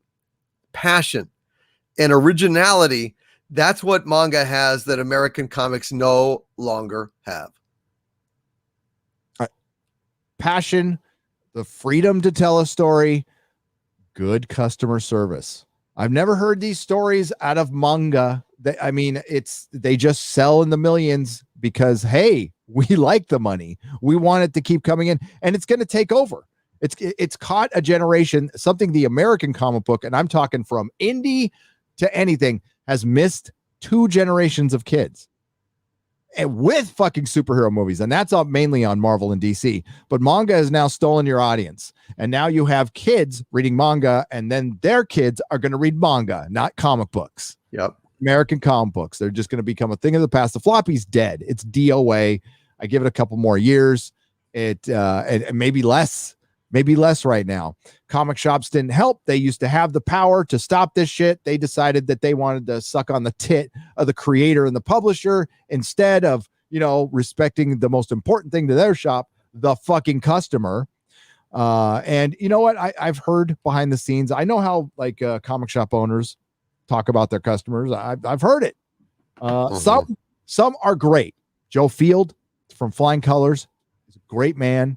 Great shop. If you're in Concord, California, go check it out. He's a great shop. James Sim Isotope, equally great. Nice guy, loves his customers. There's really good people out there. Then there's other people who call their customers rubes behind the scenes, which if I ever heard my employees say, will be fired too. These people spend their hard-earned money. Same goes for fucking YouTube too. People spend their hard-earned money here. That's not to be taken lightly. Mm-hmm. And damn it. Yeah. When I see this shit, I lose my fucking mind because I just think of it from, a retailer perspective. And this is the kind of shit. I didn't have a YouTube channel, but if any of my old customers out there, they would know how much I fucking hated Gail Simone back then because she'd be late with her book, but I'd see her on fucking Twitter all the time. Right. It's drive me crazy. So, this is back when we needed sales, especially DC. DC wasn't doing that great. You know how bad they were doing? People were actually waiting for Gail Simone books. That's how fucking bad DC was back in the day. Yeah, it makes me sick, and it hurts my heart, frankly, to think of comic shop owners insulting the fans, because I think back to being a kid and a loner and an outcast and somebody who suffered for our love of comics and all things geek related. We were geeks before it was fashionable, when you had to kind of bleed for it a lot of times. And so a comic shop should be like a haven. It should be like a place where people could go and have like a community. I mean, like Cheers for geeks, you want to go where everybody knows your name, where when you talk about Peter Parker and you talk about Spider-Man, the whole clone debacle, you talk about the various different artists, Ron Friends, Rich Buckler, they speak your language, your home. And it's a lot of people that were wounded, a lot of people that were heartsick and needed support, needed people to be around, needed friends.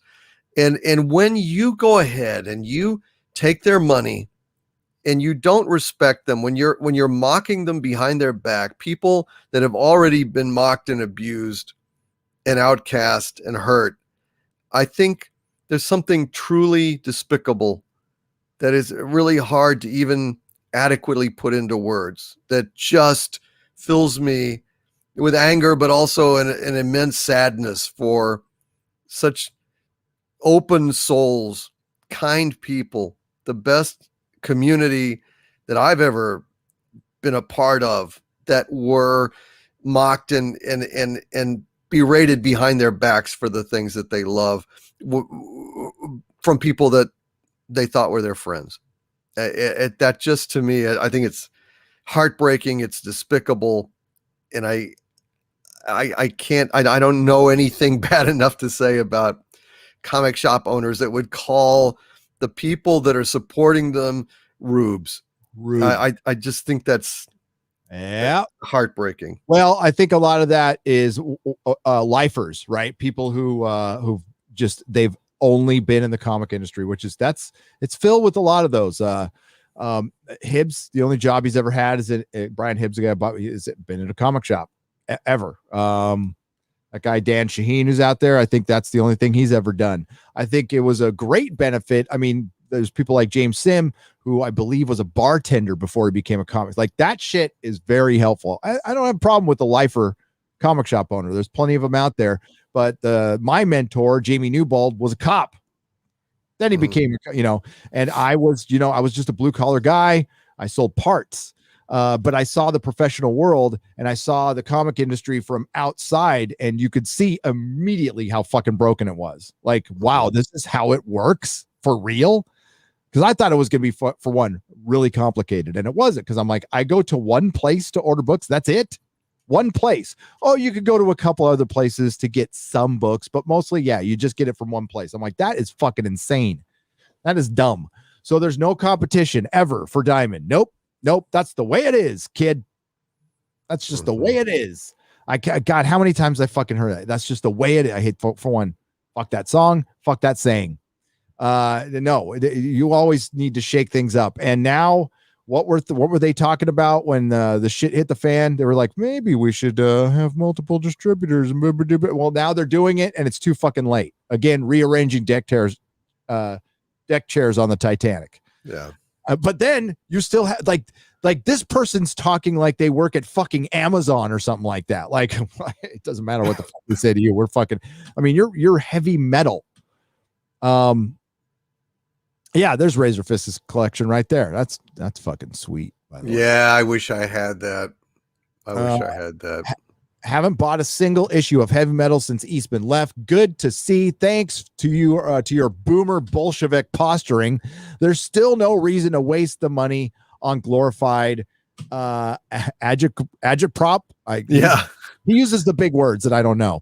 I was a lifelong subscriber prior to that. By the way, a small portion of my collection, and I'm sure they heard a lot of that. But like, yeah, I have stacks of these things too. I don't have those sweet binders. I got to find those, or you know what they are. And this is it's. And it went on and on. They went out and said more shit later, and then they block fucking chain. Not just blocked me, and probably they blocked a blockchain. These fucking pussies. Heavy fucking metal magazine put out a blockchain. I mean, that is peak fucking 2000. Well, I'd say 2017 because the comic industry is irrelevant. But they're still acting like it is. You know, it's like, folks, you know, we lived in a great economy in 2019. The dare I say, the Trump economy, whatever you want to call it, was fucking good. At least in California, things were rolling. My wife's business was never doing fucking better. Things were going great. They aren't anymore. There's a lot of people out of work. You need every customer possible. But now your fucking woke agenda has got you've drank so much of that fucking Kool-Aid. You cannot see that, or you're just too dumb to see this. I need to see the dickhead who fucking wrote this. I really do. I can imagine him.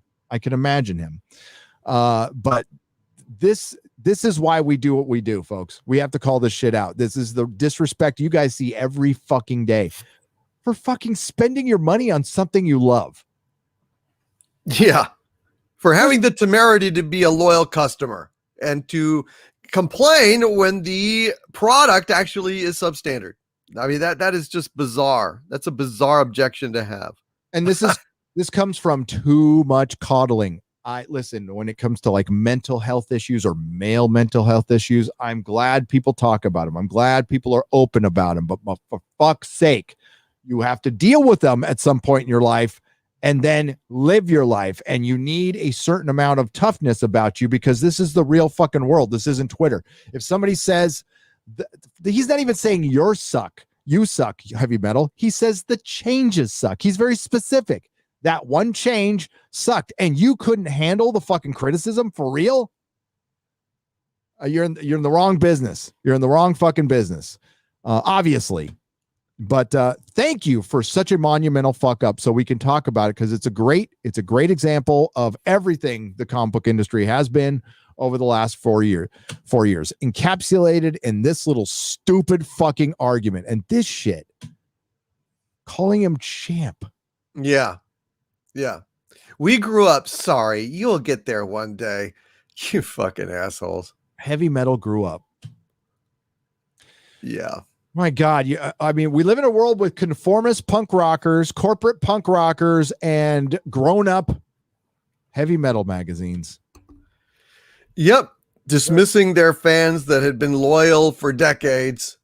And they're feeling smug about it, feeling woke, feeling empowered, feeling entitled. That's what this woke shit does, is it makes you feel, as long as you are towing the line for wokeness, it makes you feel good about substandard product. You don't have to worry about quality anymore. All you got to do is do your check boxes, have your diversity, go ahead and put your women in potato sacks or cover them head to toe and hijabs or whatever the fuck you have handy. Deny sexuality, insult your fans when they complain, rinse and repeat until you're out of business, which I hope is very, very fucking soon. Oh, this is the kind of system they're rooting in, the kind of system that will execute you for bootlegging. Wow. Yep. A man was killed in front of his family. 500 people witnessed an execution of Mr. Lee for a law. It was for an anti-socialist act. He was killed for selling a bootleg of South Korean DVDs. Wow. That's what people are rooting on, folks. Wow. When the ruling asshole actually kidnapped a filmmaker to go and make a Godzilla style movie for him. Isn't that kind of a form of bootlegging? Going ahead and kidnapping somebody? Oh, well, what? Is that a movie? Yeah, no, it's true. That happened? Yeah. I forget if it was him or his father, but kidnapped a filmmaker and took him to North Korea and forced him to direct a North Korean monster movie. And basically, just kidnap the motherfucker. Absolutely true. Actually, I can get you. I've got the book right here. Hold on a sec. I will go to the bookshelf here. Hold on just a second. Oh no, take your time. Kim Jong-il production. Sorry, shit. Did you hear stuff falling? That's because I have toys on every single shelf, every bit of space, even in front of books. And I was in a hurry, so I knocked some stuff down. A Kim Jong-il production. The extraordinary true story of a kidnapped filmmaker, his star actress, and a young dictator's rise to power. So the jacket thing is basically, before becoming the world's most notorious dictator, Kim Jong-il ran North Korea's Ministry for Propaganda and its film studios. Raised on Western and Japanese movies, he was film obsessed with a personal collection of more than 15,000 titles. He conceived every movie made in the country, acting as producer, screenwriter, censor, historian, and critic. Despite having ultimate control, he was underwhelmed by the pool of talent available to him, and in 1978 took drastic steps, ordering his agents to kidnap Choi Yoon-hee, South Korea's most famous actress, and her ex-husband Shin Sang-ok, the country's most famous filmmaker. And they basically forced them to make a monster movie. They let him go in afterward? North Korea. I do not know ultimately what became of his fate. Shit. But he did make the movie. He did make the movie. God. Yes. For the next 3 years, Wow. they made 7 films, pictures that include North Korea's first use of foreign actors in exotic locations, as well as the nation's first on-screen kiss. They made a thriller, a social realist masterpiece, a kung fu adventure, and even a Godzilla ripoff with communist undertones. In the process, they gained, to a certain degree, Kim Jong-il's trust, and while attending a film festival in Vienna, they fled to the U.S. Embassy and were swept to safety. Oh. And I've got the book on the incident. A Kim Jong-il production is what it's called. Jesus H. Christ. Has that been made into a movie? That needs to be I don't think it has been made into a movie, but it would make a damn good movie, wouldn't it? Well, it won't now because it probably paints communism in a bad light. Hollywood can't have that. Hey, communism hasn't been tried yet, everybody. It's only been tried like 80 times, but they haven't, that right one is just around the corner. We said give it a try. It'll equal out everything, and everyone will be equal, and there will be no more racism and more sexism, and there will be no patriarchy. It'll just be everybody working together, each according to his need. Yep, and everybody will just freely do it upon their own will, and they're blissful. Oh, and they'll do great. Of course, we know that. The human spirit soars when all of its needs are, taken care of in a very minimal way that precludes excellence and does not inspire people to work hard. It's a great system. It does not. We got Jason Smoot again for $100. Jason, God damn it. Sorry, there's too much clout. That was a boomer. There we go. Jason Smoot. I boomered it again, Jason, just for you. Well, it is a fucking clown world we're in. Jason Smoot for $100. He said, Gary, you, Doomcock, and EVS are the ones that brought me to YouTube. More entertaining with you three than anything from television or movies. Thank you, Jason Smoot. Thank you very much, sir. And you guys entertain us just as much. And I am a giant YouTube fan. I watch everybody's fucking live streams, everybody's videos. It's the first place I check, and it's much more entertaining than anything Hollywood. And you know what probably won't be entertaining is I don't know if my tweet's still up there. Yeah, it is. The new Netflix adaptation meme is this, and it is Sandman. This is the casting with pronouns. All right, so this is the not the main casting, right? This is the endless and well, we have Death. They race swap Death. Probably arguably the most recognizable character from Sandman, more than the Sandman, Morpheus himself, is Death. She was the most popular character out of it. She had a couple of her own miniseries, which are great. She had a very distinctive goth girl look that everybody liked, which was, it kept the goth thing going, but it was a culmination of it because the goth scene was going on long before Sandman came out. Of course, there was, Susie Sue from Susie and the Banshees, but Death was actually based on a real girl who just passed away in 2018, by the way. I don't know what from. Oh, wow. Yeah. So they race swapped the most recognizable character to the most obvious choice. I have to agree. There's other people who have said this out there, and I completely agree. I think everybody suspected this would happen. So I'm not surprised about it at all. The rest of the casting, fuck Patton Oswalt, by the way. I think I got to defer it to you because up front, I am not the biggest Sandman fan. Read it once back when it came out. Have not read it since. Yes, I own the comic books because I am a comic book collector and I love the covers and I love the art. I like some of Neil Gaiman's work. This was never my thing. I just couldn't get into it. I tried. But I felt like I was missing out, but I'm like, no, ultimately I'm like, yeah, no, this isn't my thing. It's just a little, I don't know. I was more into like much more manly shit. I'll just come out and say it. But like this is a story that most everybody loved. This was groundbreaking comic book storytelling. It brought in a ton of new fans who weren't fans before. I respect the work, just not my thing. So what do you think of this casting? I think it's pretty awful. I'm not inspired. This is not how I saw the characters. It's woke as fuck. They have, just swap shit around and and I love the pronouns. That's the real, that is the mark of quality right there with all the fucking pronouns underneath each character. I am appalled. I think the best casting there is Stephen Fry as Gilbert over there. Yeah. He's great. I don't know if you ever saw him with Jordan Peterson debating about wokeness and about political correctness.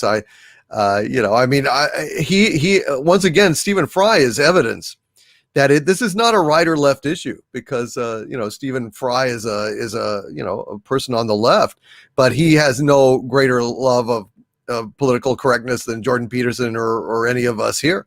I think there's a lot of sensible people on both sides in the center, and it's the extremists that are a problem. But as for the rest of this, Jenna Coleman, I'm sorry. Joanna Constantine is the biggest fucking affront that is imaginable. Johanna Constantine instead of John Constantine, who was a hard-ass, cool, edgy detective character who was basically based on Sting at the time. Very punk, very edgy, very cool. And race swapping him alone is enough to absolutely shred this thing the first chance I get. And race swapping death is pathetic. I don't know why you would why do you even need to do this shit? I don't get it. But no, I don't like this at all. I'm not inspired at all. I think this is going to be a fucking disaster. It's and of course Neil Gaiman over here, I'm sure he loves it because he got paid money, royalties and shit. I guess really, no matter how much money you've made, how much work you've done, how much success you've had, there's always a price for your integrity that you're willing to pay. It seems to me. Patrick Stewart sold his integrity on Star Trek Picard. Just completely just sold it. It's gone now. He has no integrity left. Looks like Gaiman's going to go the same route. I hate this. I think it's going to be fucking awful. Yeah, I'm not, if we were going to see a proper adaptation, with what they looked like in the comic books, I might be interested in this, but, I listened to the audio, Audible. It's on Audible. I listened to the audio, and it's bad. It's bad. I tried to get through it and I was like, it's okay at first. It's super overproduced. What I mean by overproduced is that I'm really into audio adventures. Okay. And I think there's always the Big Finish does this too. There's a tendency to overproduce by they feel like you can't have a moment of silence. Like when somebody's done talking, then it's like conversations aren't natural because it's too heavily edited, right? There's always some sound and there's just too much going on. They don't let like some shit breathe and be quiet for a minute. It's a huge mistake. If you want to go back to perfection, you go to the BBC Lord of the Rings audio from 1981, which is fucking damn near perfect. Some of the songs are kind of but this and that's so that was like my first like glimpse at like how could this story work on Netflix. So it didn't work as an audio adventure, which is pretty much kind of the easiest thing you can fucking do. It's the mind's eye, for fuck's sake. You just got people, and they weren't. I don't know if you can craft a coherent story even for a TV series for this, knowing what I know of it. And I don't think you can do it now when you're taking something that was already for the time groundbreaking, progressive, whatever words you want to use, and you're making it unnecessarily woke. with pronouns. Now, we haven't seen the story. Hope it's great. Doubt it will be, though. No. Gaiman has sold out, and I need some help from the chat.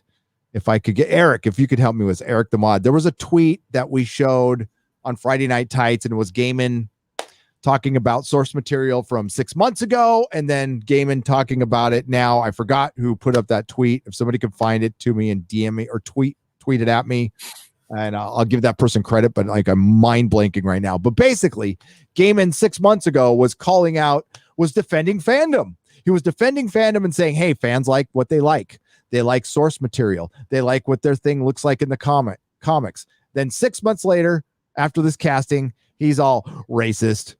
You know, he's calling out people. He's being and I think a lot of people are finding out that and I'm not surprised because Neil Gaiman's a douchebag.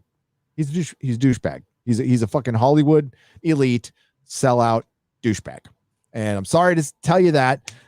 This is why I think in the future, if you want to be universally loved, if you want to sell the most things possible, if you want your product, the stuff you make to speak for itself and not you, then simply don't.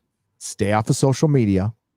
Listen to your representation. This is why Harrison Ford didn't give interviews for a long, long time. We now know why. We're like, this guy's the biggest star in the world. And they made it sound like a mystery. The excuse was Harrison likes you to see the character on the screen and not the person behind the character. That was the reason given. No, he's just fucking terrible in interviews because he's kind of a dumbass. Yeah, he's bored. I don't know. He's weird. He's bored. He just gives horrible interviews. I would never seen a good appearance with Harrison Ford in it. It's just, he's just really just kind of, he's above it. He's bored with it. He don't want to be there. He doesn't give a shit. And he is kind of a dumbass. He crashed a plane, by the way. Couple. Yeah. He also slept with Carrie Fisher when she was very fucking young. And he was 30. So there you go. During Star Wars. And then she ratted him out. Well, with her dying breath. Yep. Princess Diaries, it's like, oh, well. I'm going to check Twitter here because I got it. Because that tweet is like, again, it's so 2020. While you're checking, thanks to my dear friend Salty Salish C, who is listening tonight, I was sent a link to the North Korean giant monster movie referenced earlier. It was called Pulgasari, and it's on YouTube. So there you go. Oh my God! Again? How in the fuck are we demonetized? Oh, because I put hate. Hollywood hates. I don't give a shit. Fuck you. Don't demonetize it. Kiss my ass. Oh my God. What if I say fuck, and retarded twice? There. Now it's really demonetized. It's free speech zone here tonight on the Inquisition now. Yep. Hollywood is fucking retarded. That's what I should have put up there. There you go. Eric asked me to do something, so I'm doing it right now. But anyway, if y'all want to see it, it's on YouTube. Pulgasari. And it's a Korean film. Yes, North Korean film with the abducted biggest star in South Korea and her husband, who was a big director. So, wow, that's weird. Oh, can't wait to see it. I've always wanted to see it, and it was right there on YouTube all the time. Hail to Salty Salish C. Thank you, sir. And yes, we are aware that Joanna Constantine is in the book. We are, but that's nobody fucking talks about Joanna Constantine. Okay, but aren't they replacing John Constantine with her? They're going to be completely replacing John Constantine with her by all accounts. That's what I understood, and that's why I was railing against it. I mean, Look, if they're replacing John I don't give a shit if it's Joanna Constantine. That's fine, but they're taking him out and giving it to Jenna Coleman, fucking Clara Oswald, which was the reason I stopped watching Doctor Who. Before any of this other shit happened, before fucking, chin balls and the fish face girl. I fucking stopped it because I couldn't stand Clara. When they had her be the impossible girl at all points in the whole fucking universe, and she's lecturing the Doctor on morality and his duty and everything else, and she is responsible single-handedly for the fear that kids have of somebody under their bed. I said no fucking thank you anymore, and now she's gonna be fucking John Constantine, one of the coolest characters in the whole Sandman mythos, kind of a masculine guy based on fucking Sting, for God's sakes. No. Fuck no. Oh, fuck no. And Gwendolyn Christie is Lucifer, is fucking Lucifer.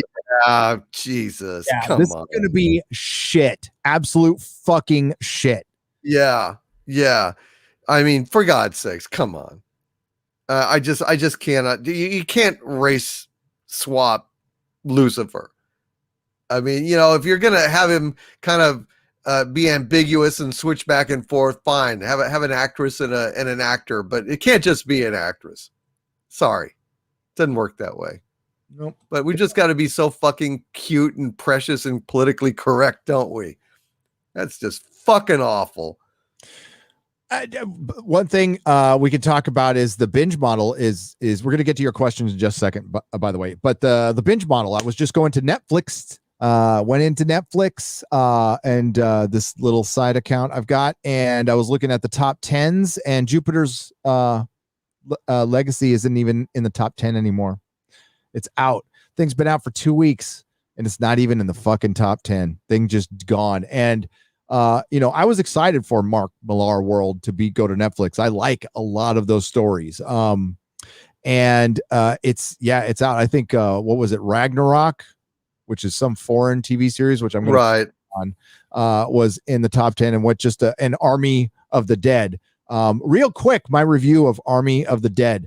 I stopped watching out of 10 minutes. After 10 minutes, it was shit. Yeah, that's what I heard. Some people have said, no, it's fun. And so you're saying it's shit. Absolute fucking waste of time. What's so bad about it? Depth of field is fucking stupid on that thing. He bought some some Japanese camera lenses for his Canon fucking 7D or whatever he's got. He should not. Zack Snyder should not be a cinematographer on his own movies ever again. It's fucking annoying. It's really so annoying. Yeah. Up front, not a big zombie fan, but I liked his Dawn of the Dead. I did, for what it was. Okay. I liked it. It was fine. I fucking love Watchmen. Said Watchmen is a fucking masterpiece to me. I like 300. I like the Snyder cut. But this was shit. I was like, wow. It was as bad as fucking Sucker Punch to me. I'm like, nope, bye. So 10 minutes in, couldn't keep my attention. It was just like, fuck, this is annoying. I don't like being annoyed by a movie. I don't. And movies don't annoy me because I will stop watching. Damn. Yeah. Wow. Well, okay. I guess I'll watch at least that much then, so I can suss out exactly the nature of your annoyance. And I will remind folks, I'm reading a manga right this minute that is the best zombie thing I've ever read. It's called I Am a Hero. And swear to God, honest, the first, it's put out by Dark Horse that have collected it into omnibus editions where it's 2 volumes per omnibus. And I got to say, in that first volume, some genuinely scary moments. Genuinely. I never thought that a comic book could give me a jump, could give me a scare. And I swear to God, there's a couple of sequences in that first omnibus that sent a jolt down my spine. When I'm looking at something, I turn the page and boom, shit. Check out I Am a Hero if you get a chance. You won't be disappointed. Who's playing Morpheus? Yeah, I don't know. I didn't see the other announcement, so I can't even comment on. All I saw was this one. I didn't even know they were about to butcher Sandman. Chat, I did. It's not saying it in IMDb. I know. I'm sure they announced it, right? Because they announced everybody else. But yeah, that was the thing I was trying to say I was on another live stream, and it's like, yeah, John Constantine's not going to be in this. Like, what? No, but we'll have Joanna Constantine. That's great. Jenna Coleman. You have a chance to introduce the fucking Endless, like the real Endless. And you've got, I mean, I know he's not officially a member, but he's always around. Okay. And like, this is crazy. A work by Neil Gaiman I can highly recommend is Books of Magic. The 4-issue miniseries that he did, not the series that came after it, but the 4-issue miniseries he did with Tim Hunter, the wizard, who looks a lot suspiciously like Harry Potter before Harry Potter came out. And that's a great story. That's a good, it's about basically people trying to recruit the future one of the most powerful wizards to ever live. It's fun. I like that. Nice. I can also recommend by Neil Gaiman, the 5th book of Miracle Man, called collected under Miracle Man Apocrypha. Oh yeah. Where Neil Gaiman took it over after it was the 4th or 5th book, I forget. It was the last one, essentially. Miracle Man Apocrypha. Great stuff, man. Some really, really great work in there, and lived up to Alan Moore's previous volumes, which is speaking a lot, because that was brilliant stuff. It was. Back when he gave his shit, and before he was a douche, he could write. Yep. The first book I read by Neil Gaiman was called Don't Panic, and it was about the official Hitchhiker Guide to the Galaxy Companion. Oh, so he used to be a fan, eh? Yeah, he used to be a fan of Hitchhiker. And I did like The Doctor's Wife. I thought that was a very good episode of Doctor Who, even though he did, in a way, introduce the openings of the female Doctor, to open the door to the first female Doctor, played by Jodie Whittaker, who we will lovingly call Dr. Karen, was done in that episode with the mighty Corsair. Yeah. So, let's get to questions now. With the Sandman casting, I mean, personally, am I like upset? No, Sandman fans are upset. People who really like it are pissed. Yes. And Neil Gaiman's fucking stance. No, that wasn't the tweet I was talking about, Eric. Thanks for trying, though. Well, shit, that's too bad. I was looking for a tweet that compares. Neil Gaiman said something about somebody put 2 Neil Gaiman quotes together, and it was one prior to Netflix and one after. We did share it on Friday Night Tights, and it was him saying, defending fans and source material, and then him completely selling out afterwards. But if you can't find it, it's cool. It's cool. Because it was a funny tweet. It happens. All right, so we're gonna go to your questions right now. Okay, and I hope everybody's having a great weekend again. Where are we? We are going to start right. Jason Smoot for. I'm going to make sure I don't do the clown horn now. $200. Oh my God. Yeah. Jason. Wow. Whoever runs Heavy Metal's Twitter is trash. Also, Gary, how is your Babylon 5 watch going? I love it. And happy late birthday to Doomcock. Happy late birthday to Doomcock. It's never too late to wish Doomcock a happy birthday. Thank you, my friends. I appreciate that very, very much. It's going very well. I am on my way, almost done with season 1, and we'll finish tonight. And I'm going to embark on season 2. And so far, I'm really liking it. I figured I would. I just never I need to sit down and watch this thing, because when it came out, and thank you, Jason, again for being so generous. When it came out, I didn't watch a lot of TV. I was when it came out, I was in my 20s, my late 20s.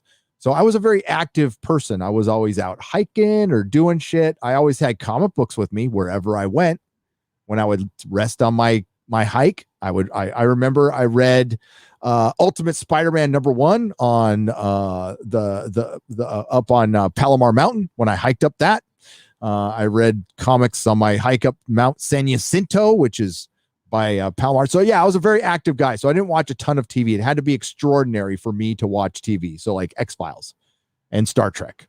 And Babylon 5 just never crossed my radar until much later. much later. But yeah, I'm glad I'm watching it now. I fucking love it, dude. Oh yeah, it's great. It's great stuff. Now, Farscape was fucking awesome. Like Farscape's my jam. That's something I should have watched. I should have stopped and watched. And I'm sorry I missed it and wasn't a part of that, because that's a good show, man. Is Henry Cavill going to be Captain Britain in the MCU? Asked Sam Whiskey. Probably. I'd say, why the fuck not? Henry Cavill should be in everything. And thanks for the $4.99. He should be the biggest star in the world. I've said this over and over again. He should be fighting off offers right now. He should be Superman. He should be Captain Britain. He should be fucking Conan. He should be fucking Highlander. Although I'm not. I like Henry Cavill. I'm not really for the remake. There's just, you can't remake Highlander. I mean, there's no Queen. You can't do it without Queen. John McTiernan. Yeah. Yeah. But I mean, I don't hate him, so I'll watch it, dude. I'll definitely watch it. It's like Joker 2. Joker 2 was rumored about. It's a fucking terrible idea. I'm against it, but I will be there opening day when it opens. Yeah. You know, I guess. I don't know why you'd need it. It probably will only diminish the first movie, but I guess, okay, whatever. That's all it could do. Even if we're talking, if Todd Phillips comes back and he directs it, writes it, Joaquin Phoenix, and you fucking put Batman in it somehow, there's no way it'll be as good as the first one. It just can't be. No, it's not. It's doomed. It is doomed. I don't think it's actually going to happen. 57 Chevy for $50. Guys, $50, by the way. Thank you. Guys, thanks for being on the front lines of the culture wars. Yes, I guess that's where we are, on the front lines of the culture war. Indeed we are. Yes. Zaris for $50. It's great. I have the original comics. I'm talking about Sandman. Got them when they came out. The Death miniseries. The pop. Death was mine, and Death was in my Sandman. I'm ready to sell it all off. Love you guys. Zarius. Oh, no. Don't sell your stuff.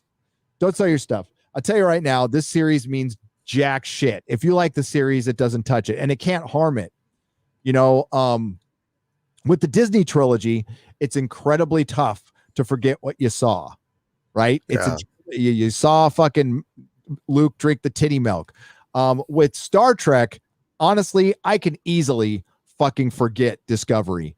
Picard, no, I can't unsee what I saw with Picard. It's very difficult for me to watch Next Generation now.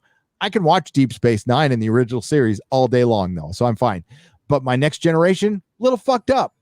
Doctor Who, completely ruined. Forever. I can't unsee that. I'll still watch and enjoy the classics, but I know, like, it's always going to be in the back of my head, like, this is how they fucking ended it. And that's the risk we run when we look at these things, you know? I mean, we let them in our mental dojo and they fester, and you know, we can never be entirely free again. We can never look at the things we loved in exactly the same way. I see what you're saying. I agree with you pretty much. Discovery doesn't have a chance of even touching the original Star Trek. I don't even think about it. Thank God. Picard, different story. But same thing again with, I was thinking of a comic series, Watchmen. You know, the Wokeman TV show hasn't touched it in the slightest.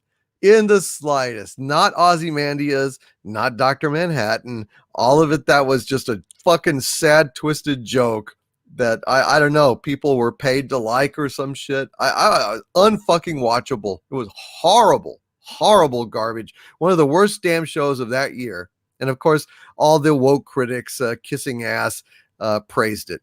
Oh, which is just sad. I still have to get Picard, but when Picard is done, I am doing Watchmen. I'm gonna eviscerate that fucking show. That's how much I fucking hate the show. I will happily watch it again to eviscerate it. Oh my God. And fucking point out every shill critic who praised it, and fucking it got nominated for Grammys and shit. I was like, you're kidding me. There's like a middle school teacher running around beating the shit out of people who are twice their size without superpowers, and fucking Dr. Manhattan said this was such an extraordinary woman that he came back and fucking gave his powers to her, and it was the symbol, and he did it through an egg. Like, he literally hands his fucking balls to a woman at the end. It's fucking that unbelievably bad. Like, yep, that bad.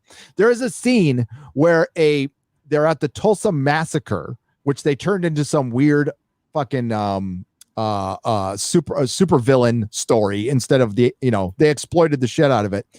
There's a World War I veteran with his wife and a baby. The World War I veteran gets the baby, and he hands the gun to his wife, and then gets behind her. It's unfucking believable how cringe it was.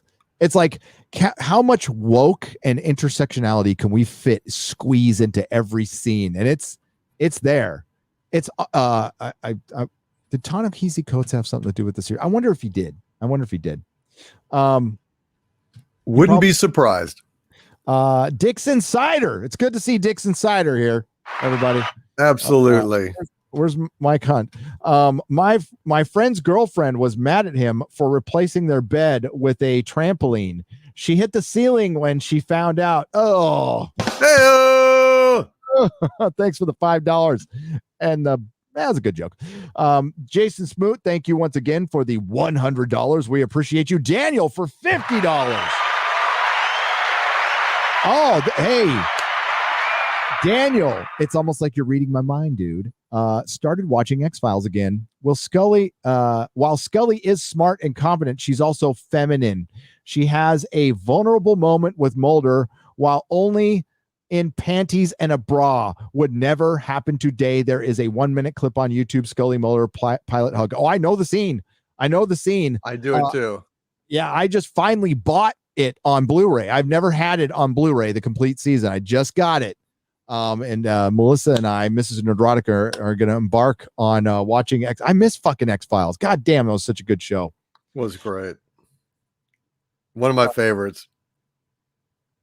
Imagine if The Drinker was hired to write the script for the sequel, says Axel the Bounty Hunter for $5. Then I would have fucking watched them and liked them. They would have been better.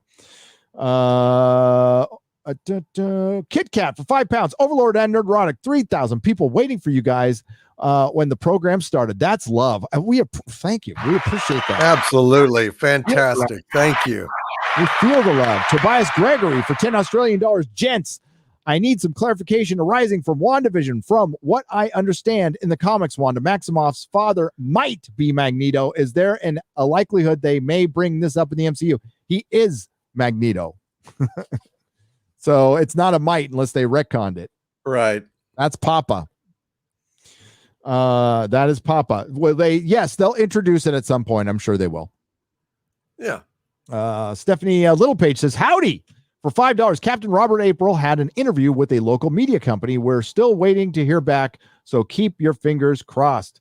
I thought you meant like interview in a magazine, like a job interview. Oh, well, yeah. Fantastic. Well done. Yeah. Congrats. Hopefully he gets it. The CGI in Attack of the Clones is better than Black Panther CGI, says Steve Fernard for $5. I'm not going to argue with that. CGI in Black Panther was shit. Mm-hmm. Absolute shit. Vasidius says for $10.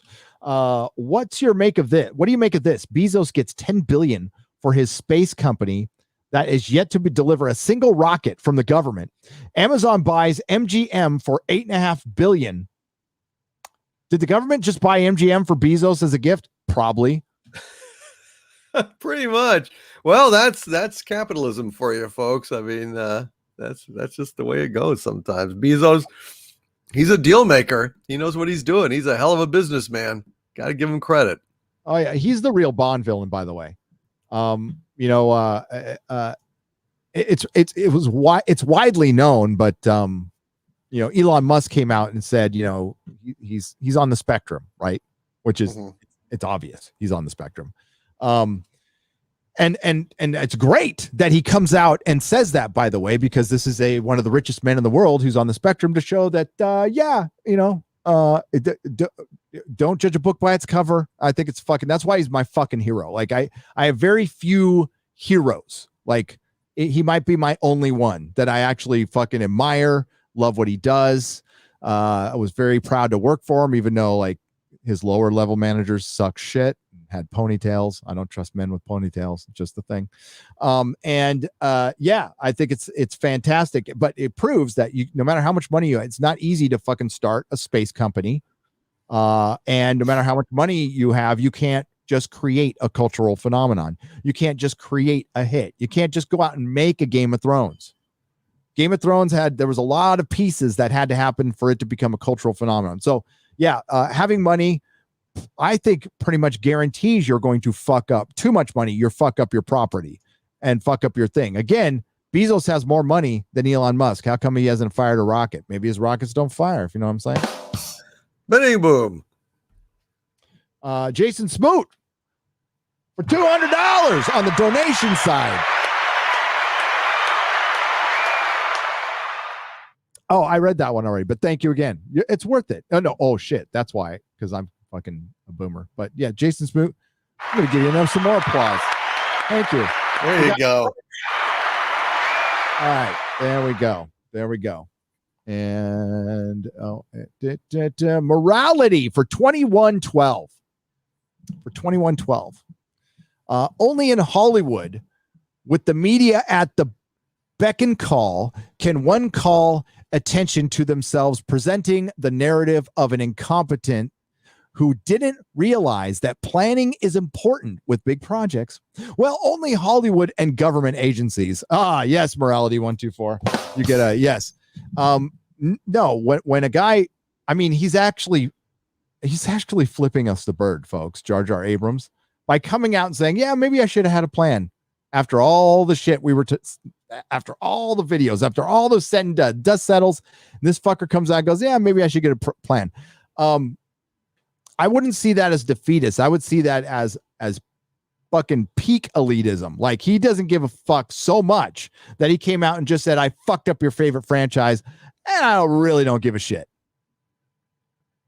Fuck Jar Jar Abrams. Yeah. Sick of his shit. Completely sick of his shit. I gotta refresh this one. When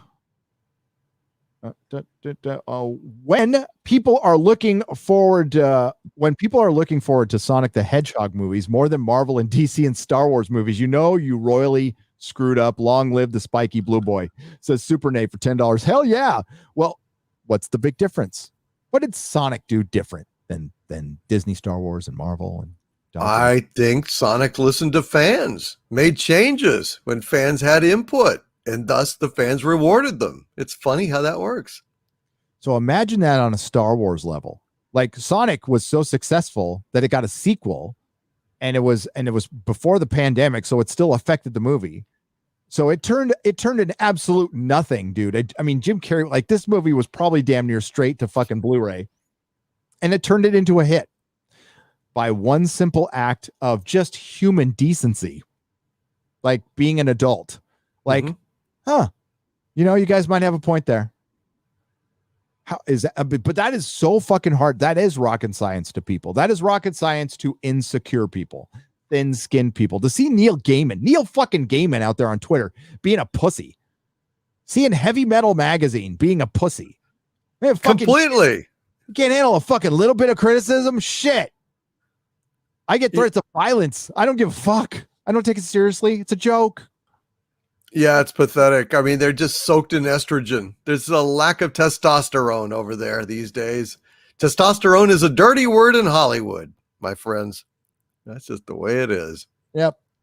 Yeah. And so imagine if somebody from Disney Star Wars went, all right, we hear you guys. We're going to take another year. We're going to plan this things out. We're going to fix this shit.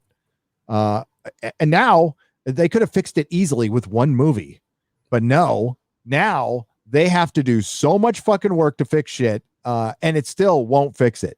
Like, they can erase the shit, fire fucking everybody, bring in somebody great, put Jon Favreau in charge, fucking de-age George Lucas, bring Gary Kurtz back to life, and you still won't bring the entire fandom back. That's how bad you fucked up. Not good. Nope. Not good. Damn. Star Wars doesn't need, Star Wars needs a new Gary Kurtz. That's what they need. Straight up with the Lincoln beard. He's got to have a Lincoln beard. Burke Hamblin for $5. X-Files, another franchise written by people who also didn't fully plan it out. That's true. Never giving a satisfying resolution to the alien colonization story. To this day, the two series that have come out over the last few years, I'm sure you've seen them, tried to put an end cap on it, and they utterly failed miserably. But within those two seasons, there's some great episodes, like fucking great. Mr. Trickle Teeth or whatever the fuck it was, the kids show one. God damn, that was good. Holy shit.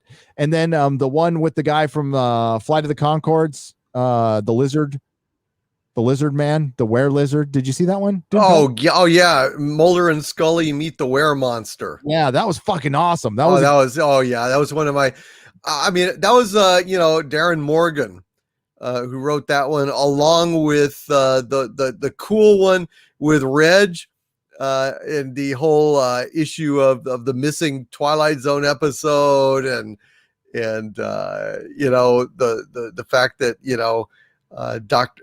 what was it? They know, and it's Dr. They, or remember that? Yeah. That, you know what? I did like that episode at first. I rewatched it again. I liked it. So yeah, I think there was 3-4 good episodes, not the legacy, not the ones that talked about the Mythos episodes. Those were fucking terrible with the daughter and everything. Oh yeah, they were awful. Yeah. But these standalones by Morgan and is it Mr. Trickle Teeth or Mr. Chuckle? Chuckle. Yeah, that was chilling. That was a great episode. That's an all-timer, dude. That is an all-timer. So I think if they come back, and I don't think they're coming back. What Gillian Anderson says, she's not coming back. I wish they would have just, they could have spent 2 episodes fixing the alien invasion shit. I mean, they brought back the smoking man, dude. I mean, they fucked it up. Yeah, they could have done so much better, and they blew it. Yep, they blew it mostly. Wokeman exists because of Coates' essay about reparations. Damon admitted it. Yes, Jack White, thank you for $5. I was talking because, dude, I was reading all the press and everything leading up to Watchmen, because initially when I first heard the series, before I heard who was attached to it and all, what there was going to be, I was like, oh, this could be cool. This could be fucking cool. And then, Damon Lindelof and reparations, and yeah, it was all based off the Ta-Nehisi Coates essay. Well, that's just swell. That's what these woke fucking elitists do. Have you heard of Ta-Nehisi Coates? He was written up in the Atlantic, and then all of a sudden he becomes their favorite. It's like the Oprah Book Club, except for Hollywood. Jesus. Yeah. Well, that's fucking awful, dude. Cat for 50 pounds. Overlord and Nerdrotic, you guys are in absolute wonderful form tonight. Why, thank you. I think the sense that we are winning has exhilarated you both. Much of the credit goes to you two, giving us a voice, keeping us together. Hail. Thank you for the 50 pounds, Cat, and the kind words. Thank you. Yeah, it's tough. It's going to be tough. It's not over tomorrow. It's not going to be over this year, but we will win. We have to win.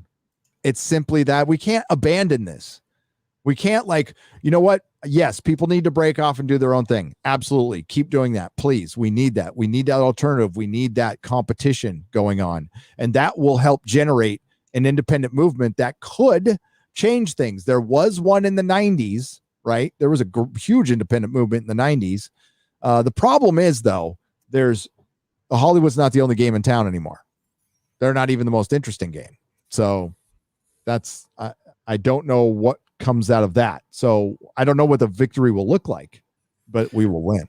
Oh, we're winning for sure. But yeah, you're right. That's a good point. What will victory look like? It'll be quiet. It'll be quiet. I mean, it'll be an ease. They're never going to come out and declare we surrender, but you're going to start seeing better movies. You're going to start seeing maybe occasionally, I think you'll see, as the word gets out that woke is no longer welcome, I think you'll see more actors daring to speak out, more people in Hollywood who have always agreed with us, daring to speak out. we'll see little things, and we're already seeing these little indications. They're already out there. The fact that corporations are worried about us, insulting us, changing their business models. Well, shit. Look at what happened with Boba Fett, right? After Solo lost money, boy, they hurt us there. They changed their entire strategy, everything. Oh, they fucking bailed out. Yeah. And not to bring the charity up again, but the big takeaway from the whole charity incident, which, by the way, suicide prevention raised tens of thousands of dollars. Congratulations to you all. That's where you win. But the other win and takeaway was fucking Warner Brothers was scared of geeks and gamers. What the fuck? Really? That you're scared? Okay. All right. We're fucking effective. They're watching our shit. They keep an eye on us. That I know for a fact. Absolutely true. Fact. They don't like us, but some people do. Some people do. Some people email us. I can't. Someday I'll be able to say who. That is my promise. There's people who go, I can't say anything right now, but I really love what you're doing. Exactly. Yeah. Well, hey, you want to come on the channel? Can't come on the channel right now, but I will someday. So I'm like, okay, all right, cool. Well, it's good to hear because we need to hear more on that. And then my response is eventually you got to speak up. You're going to have to speak up. You might, and it sucks because I'm asking you to risk your job, but nothing's going to change until you do that. Like Hollywood, if you want to survive, I just talked to Robert Meyer Burnett a couple days ago. Love Robert Meyer Burnett, but I go, your town's going crazy, dude. Like they're fucking pissing off more and more people every day. You're not going to be able to survive that. You can't piss off half the country and expect to survive. You need everybody together. And that's what entertainment does collectively. If you don't offend and attack audience, you make people think. That's what Hollywood used to try to do. Like a good serious film made you think. Blade Runner didn't give you an answer at the end. It created a conversation. Doomcock makes videos. Razorfist make videos. There's still conversation to this day. That's fucking brilliant. That's a brilliant movie. That's what they're supposed to do. And then there's the light stuff like pop culture, like Star Wars, which, gives you the victory and the happy ending at the end. And that's it. That's what it's supposed to do. You walk out of the fucking movie, the big shit-eating grin on your face, and you're cheering and you want to go see it 10 more times. That's how Hollywood helps people. Not like telling Regina King coming out in the fucking Oscars. I know you don't like it when Hollywood starts to preach, but I'm going to preach at you anyway. And I'm going to say that my kid in the gated Malibu community that I live in, I don't feel like he's safe in this country. The country that offered you $1 million, multi-million dollar mansion in the Hollywood Hills. Are you fucking kidding me? Yeah. What a whiny, yeah. And Wokeman sucked. So, it sucked. I'll listen to you more when you make something that doesn't suck. Okay. Yeah. I mean, she might be great in other things, but this is why you don't get political and politics ruin everything. My only perception of Regina King is her interviews about Watchmen being a very pro critical race theory and that speech at the Oscars. So yeah, not everybody's paying attention to everything you do, and your customer service is based on. And listen, you're not independent contractor Regina King on her own platform. You're famous because of your work with bigger companies. So you're an employee. You're a cog in the machine. You're not. You're not like Gina Carano, who's her own fucking brand and can say whatever the fuck she wants now because she's free of that bullshit system. And that is what Hollywood wants to fight because that's the future. That's the future movie star. That's the future star. It can't be just I'm in one thing. It's got, you have to be your brand these days.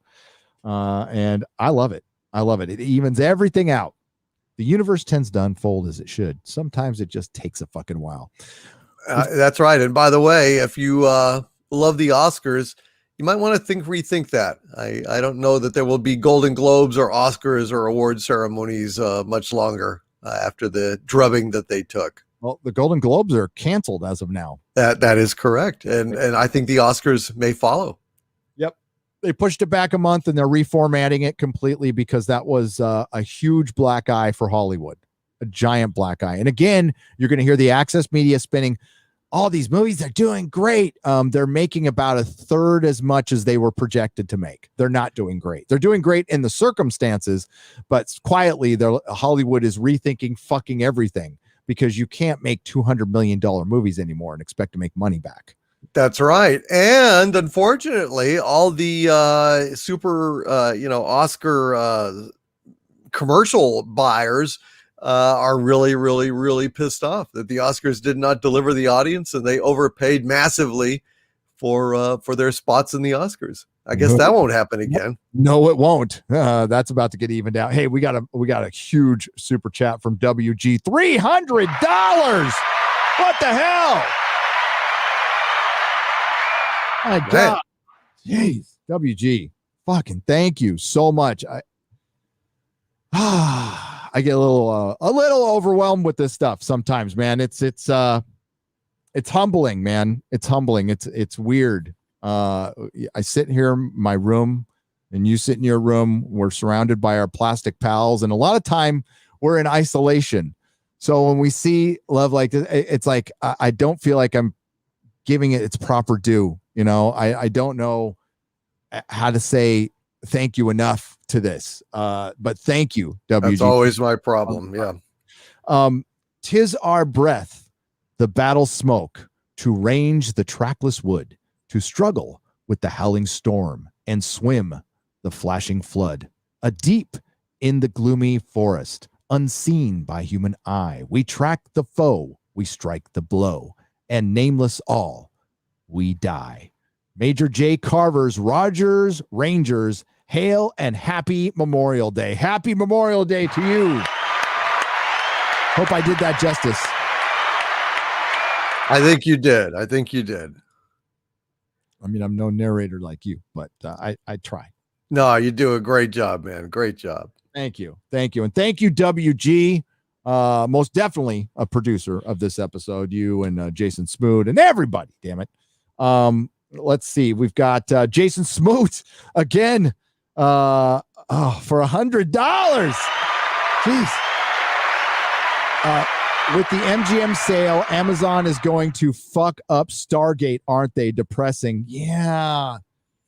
I saw some people on Twitter like celebrating this, and I'm on no. I haven't seen Stargate, and I know how much you guys love Stargate, and I respect how much you love Stargate. I will watch it someday. I will embark on that probably after Babylon 5. It is good. I enjoy it a lot. I've got to catch up on Farscape though. I'm way behind on that, but yeah, Stargate is great. Oh, Farscape's so good. I'm looking forward to it, man. I'm looking forward to it. Oh, go on.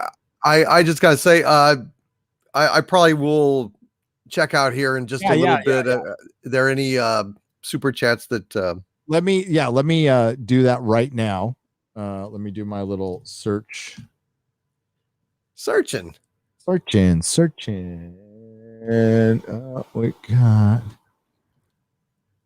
want to be on this side. There we go. We got Twiggy. Let's see how many we have. Okay, not many. So we'll get through those and then we'll listen. Yeah, because I know you're very limited on time. So am I, but we're gonna stay here. And here we go. Okay. All hail Nerdrotic and Doomcock. When do you think we will get the Quentin Tarantino Star Trek movie? That would be a TOS throwback I would love to see, says Twiggy McStumplewizzle for $10. Hail Twiggy. I don't think we're ever gonna get it. I think it was a pipe dream, and Tarantino was kind of interested and had a premise, but I don't think it's gonna happen. Squawk Haggis for $15. We'll have to do this next show because we'd have to prepare for it, but I will remember this. For $15, he asked, Gary, can you reenact the time you beat up your principal and have Doomcock can play the principal using Captain Kirk voice? Have to get him a script. Sure, we could do that. We can do it next time for sure. So I will keep that marked, and if X-Ray Girl is out there, please remind me of that. Squawk Haggis for $15. Absolutely. And yes, I did beat up a principal once. And that was my last high school. Ubuntu for 37 for $50. Hail Gary and Doomrotic. Or Doomcock. Why did I say Doomrotic? Jesus, I'm getting tired. Hail Gary and Doomcock. First super chat. Whoa. Hail. Thank you. The crap we see happening to the movie and comics industry is happening to gaming. We must remain vigilant as we will be the phoenix that rises from the dumpster fire that is the mainstream. Hail Inquisition. You damn straight. Gaming, that's where you can be independent. That's where you can be independent and profitable. Really. Yes. Where do you think that how I feel like it's the beginning and the end of the woke, because it's just fucking the Predator. I mean, all the bullshit thing we're seeing. I mean, fucking the Sandman shit. It's all coming together horrifically and perfectly. How long do you give it, Doomcock? I give it maybe year and a half, 2 more years. The thing of it is, I mean, even the Democratic Party is realizing that the wokeness is just killing them, So, I mean, you've got even like Democrats like James Carville and stuff, just flat out saying, we got to end this wokeness. This wokeness is garbage. It just keep people from the polls. It's just smearing every damn Democrat. And he says only 15% of Democrats are woke, and the rest are just like ordinary people, and they're tired of getting tarred and feathered with this shit. And you know, I mean, Bill Maher, I mean, it's just even over on the Democratic side of things, you know, a lot of them are just saying enough with this shit. This is just killing everything. They were participant in calling 100% of the right Nazis for 4 years. So like, yeah, right. Turnabout is fucking fair play, except one was applicable and one wasn't. The fucking Nazi narrative that everybody fucking pushed for 4 years. Oh yeah, it's fucking forgivable. It's unforgivable. Yep. And it's going to take time to heal from that, because that cost people lives. That got people killed. That got fucking people killed. And these fucking asshole narcissists and their sycophant little fucking assistants don't think about that shit. They don't care about that shit. But it literally got people killed. That fucking false narrative that goes around. There ain't no fucking Nazis out there. All right. And for the 10 that are out there, or the ones that are locked up in prison, fuck them. Fuck Nazis and fuck commies. But this shit has to stop. And it can't be just a simple walk away, though. You got to like mend fences. And yep. I don't know if they're able to do that. And it's fucking up to them, man. I'm not going to tell them what to do. I'm not going to give them any fucking hints. Figure it out. You're adults, or fuck off. Right. But I was just, my point was simply that when it's even bleeding over into that, and they're publicly, like, leading figures are saying this just flat out, we need to stop this shit. That's a point where it's at the end of the rainbow. Yep. It's at the end of the fucking rainbow. And the party's over, man. The party's over. It's just, you know, there's stragglers, and there's going to be stragglers for a while, but how long? Maybe 1 to 3 years, if that. But yep. I mean, I think it's going to snowball, and I think it's going to start. They're going to really start distancing themselves before the next round of congressional elections, because it's not helping anybody. And you know, I that's what I think. I agree. We're winning. I think there'll be a bloodbath next election. I think people are pissed at everybody right now, and they should be. They fucking should be. But then it eventually has to come on us. We can't expect politicians to save us. Only we can save ourselves. But I just keep fighting. Yeah, keep fighting. Yeah, when you hear like Obama calling out wokeness, it's like right. Well, I mean, because look, honestly, most people are not all that much in favor of this shit. It really is on both sides. All of the wackiness on fucking Twitter is maybe about 15% of the fucking population on both sides. It's just a bunch of fucking extremists and loudmouths and bullshit assholes. When really the vast majority of common sense people want nothing to do with this shit. Yep. And when I say people in Hollywood need to speak out, like you definitely do not need to speak out like I do. Right. I don't want a job in Hollywood. I don't. I don't want a friend in Hollywood. I don't want anybody from Hollywood on my channel. I don't give a fuck about that. I want good entertainment, but I don't need to be your buddy, your friend. I'm not that. I've never been a fucking star chaser, or as they call them, star fuckers. Never been one of those people. But there are ways to cordially call them out, but you need Graham Hancock talked about this on Joe Rogan. You need the heretics. You need the people out there screaming from the top of their lungs and pointing this shit out. And usually those people, especially the first couple of waves, they're sacrificial lambs. Look at some of the people who've been completely canceled off of YouTube and everything. Those were the sacrificial lambs, but a lot of them were fucking right now. And hopefully I won't be one. I don't think so, but YouTube's pretty happy with me for the most part. But if so be it. So be it. There is a bigger picture outside of my channel and my needs and what I want out there that I hope is achieved, because I have a kid. I have two that I want growing up in a very peaceful, prosperous country, and I want them to live full and happy lives even when Pops isn't around. And I know a lot of you do out there too. So that's it's bigger than pop culture. It's always been bigger. Back from 4-month underwater. Happy to see you doing well. Tell Doom to keep up and unleash the Kraken, says MadCat15 for $5. Well, I'm glad you're back and you're okay. And Doomcock released the Kraken. His name's Harvey, but we'll see. We'll see. Yeah, I'd say no. I mean, if only we can aim Harvey. That would be the thing. If we can aim him, sure. That would be great, but he cannot be counted on to only destroy the things we want him to destroy. That's the sadness. Universal Eldritch gods are going to do what Universal Eldritch gods do. That's absolutely true. Jason Smoot. Did I read this one? Yes, I did. Okay. This is from Terminus Est for $5. Doomcock, I hear you got the Koof jab. Have you checked to see if a magnet sticks to you where you got it?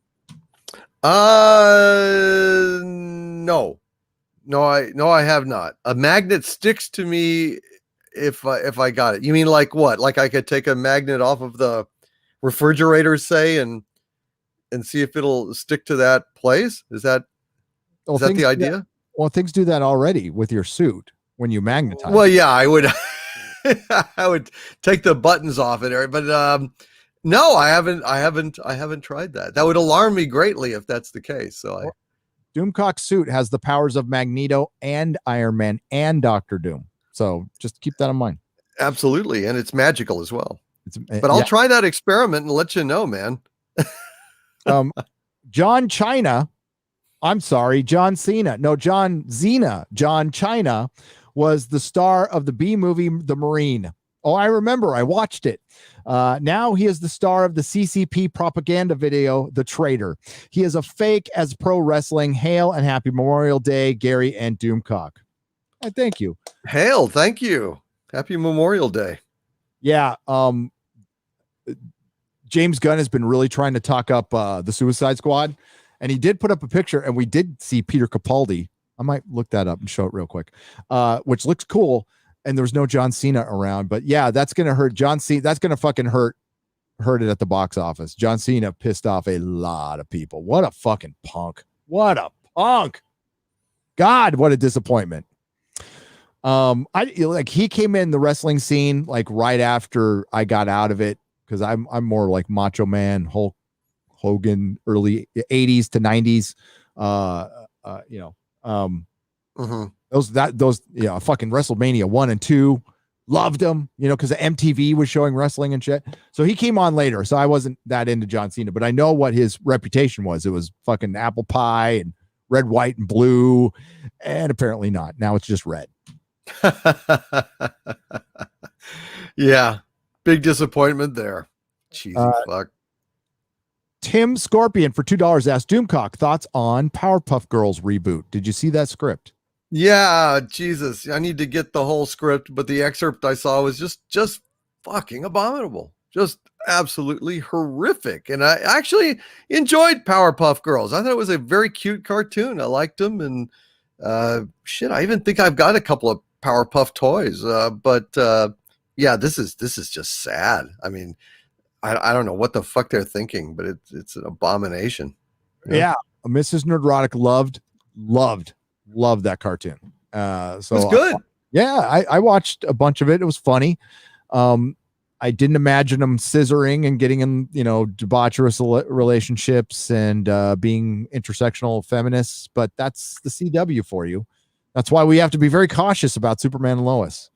As much as it's pretty decent right now. I haven't seen the last episode, but I'm almost caught up on it, and so far I like it.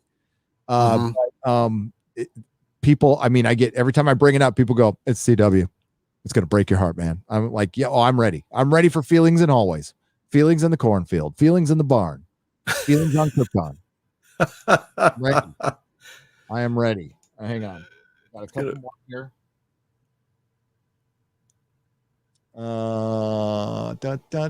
We got two more here. Jason. Oh, and we read that one already. So we got Eric Weinberg for $2 says, "Hail Gary and Doomcock. Thank goodness for your enlightened opinions." Why, thank you. Thank you. We appreciate that. It's something we have to do. It's not something we have really a choice about. It's a passion for us, and we're not going to be silenced by fake accusations of being Yahtzees or whatever the fuck they're talking about. When they go out of business, they'll know the truth. Yes, they will. Yes, they will. And they're gonna cry out, "Save us," and we'll whisper, "No." That's right. No. Not for Star Wars to be saved. There's, like I've said before, there's a lot of ifs out there, but one of those ifs is if they acknowledge what happened to the fandom and talk about it, which they need to do, and they can do as a company. Absolutely, you can come out and say, "Hey," because it's been widely reported. You can't pretend the division in the Star Wars fandom doesn't exist. You just can't. At some point, you either address it or it will be your doom, because if it was this small little thing like the Access Media tried to make it out to be, certainly you don't address it. Of course not. If it's just like one, a few thousand people. But no, this is half your fandom. This is half your fandom. More than half hate the fucking Disney trilogy. Yeah. And Gina Carano was the most popular thing you had outside of Baby Yoda, and she was just as popular as Baby Yoda. Mm-hmm. And her popularity would have lasted because she's an actual human being, and you fucking degraded her. This is worse than The Last Jedi. I said it the day it happened. I'm like, no. This is bigger than Gina Carano. You basically told your fans they had abhorrent behavior. Whatever you said to Gina Carano was said to every single person who supported her.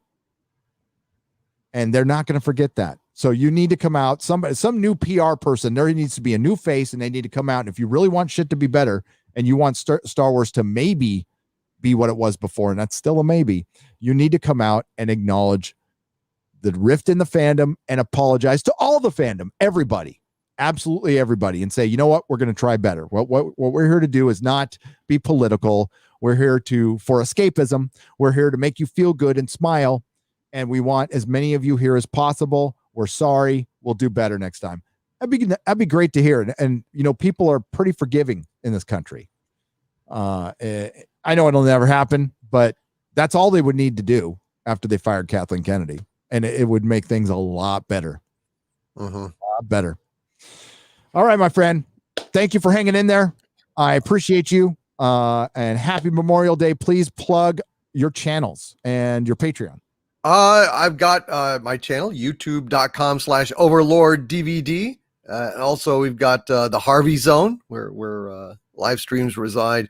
Patreon.com/Doomcock, subscribestar.com/Doomcock. And that's pretty much it. And I had a wonderful time tonight, man.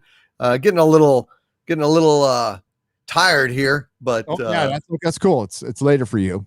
But man, I had a blast, and I thank you for having me on the channel, and it's always a great deal of fun.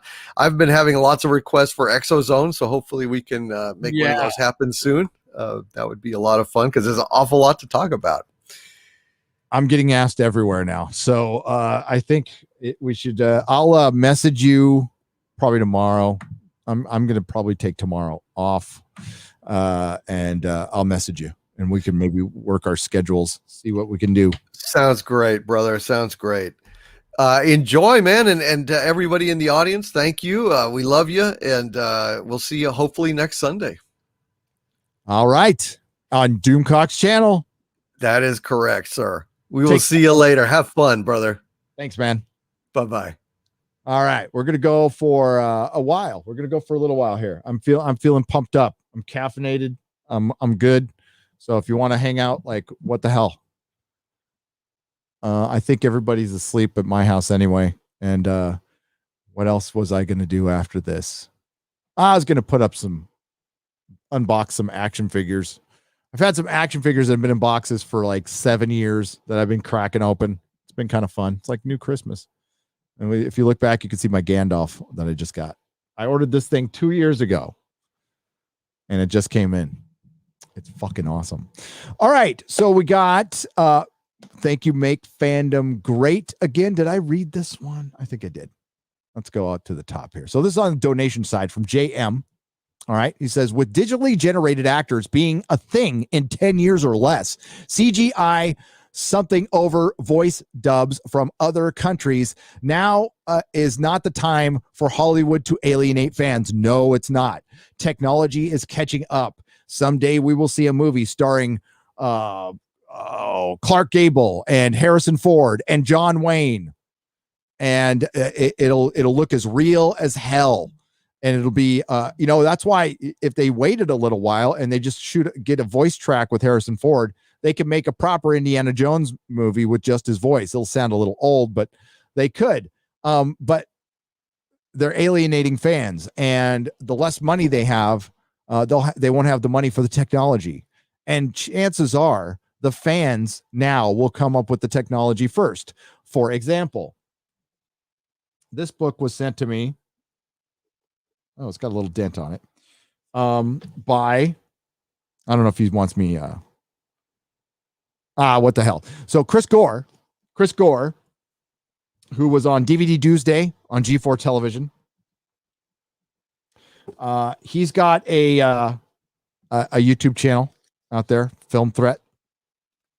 Go check it out. He sent me this book. I know about this. I didn't get thank you, dude.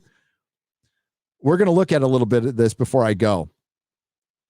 This is awesome. And I know most of you know about it already. It's a documentary of Gotham from 1919 and 1939. It's fucking awesome. It is awesome. So thank you, Chris Gore from Film Threat, formerly of DVD. I fucking loved Attack of the Show. So could I say it's an inspiration? Yeah, it's totally an inspiration. I would go home from work. That's the one time I wouldn't go home from work for shit, right? Except to go watch Attack of the Show when it came on. And everybody fucking talked about it. I don't know why it said it never got ratings, because every single human being I talked to in my shop watched Attack of the Show and loved it. And it's just too bad what happened. I mean, I always knew Olivia Munn was a fucking poser, but I liked everybody else. So thank you very much. So we're going to look at that in just a second. And JM. So basically what I was saying back to that is the fans are going to make shit. Fans are going to make their own shit that's better. And eventually they're not going to be making your fan films that you're going to sue them for. They're going to make their own shit. And it'll be up to that quality. I mean, this thing is better than fucking anything WB has done in the fucking last decade. Sorry, I love Ben Affleck as Batman, but dude, this is the shit. And that other Batman short we showed the other day, a couple months ago, that was fucking phenomenal. That was Batman. Ethereal Heaven for $10. New Age Punk. Rage for the Machine. Heavy Metal grew up. New Age Punk. Rage for the Machine. Heavy Metal grew up and became boomer prude. Ta-Nehisi Coates Superman. Woke Superman's only weakness is society's systematic racism. Yeah, that's where we're at. It's clown fucking world. Clown world. I read that one. Morality 124 for $6.66. The super chat of the beast. That deserves an as war cry. Hang on. I'll eat your ass. I will eat your ass. Ask the question, and hey, I got to answer every question that's asked. I do. Eventually. By the way, super chat square ups are always on Nerdrotic Live. I just posted one 2 days ago. Another one's going to be posted in 2 days time. There's some tough questions. I answer them. That's all I can do. That's all I can do is answer them. Yeah. So drama. I think it's a good time to talk about drama. But let me answer the question first. I'm gonna withhold the YouTuber's name. Please forgive me for doing that, but I'll tell you my reason in just a moment.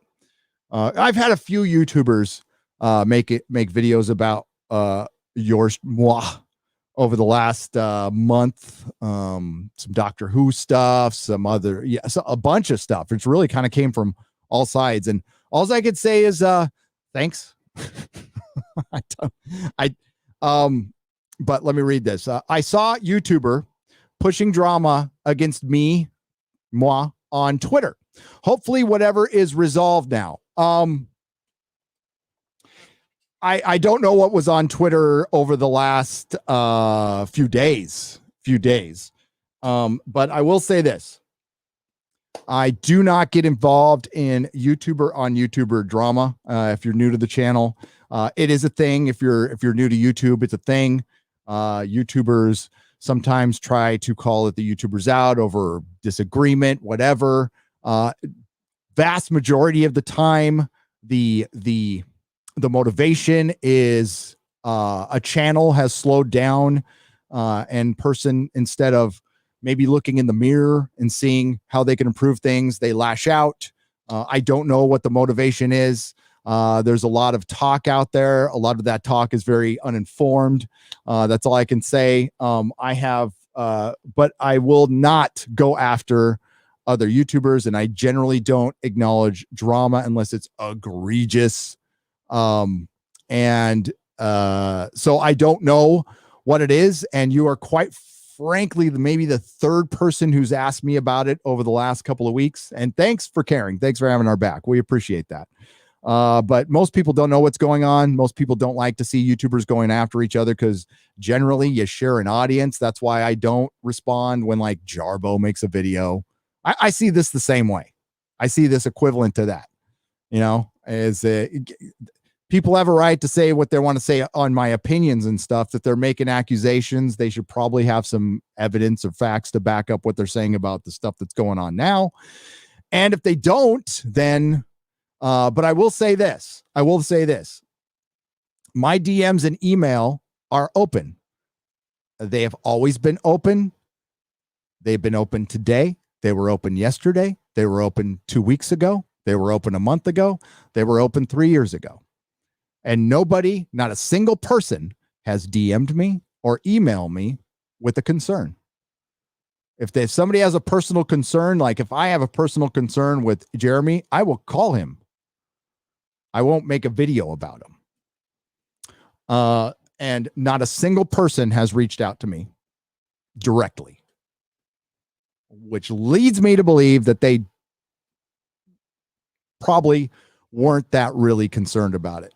So I'll leave it there, and I wish other YouTuber all the luck in the world. I really do, because we are all the masters of our own happiness or misery. Another person cannot affect us. It's only if I give that person power. All right, but thank you, Morality 124.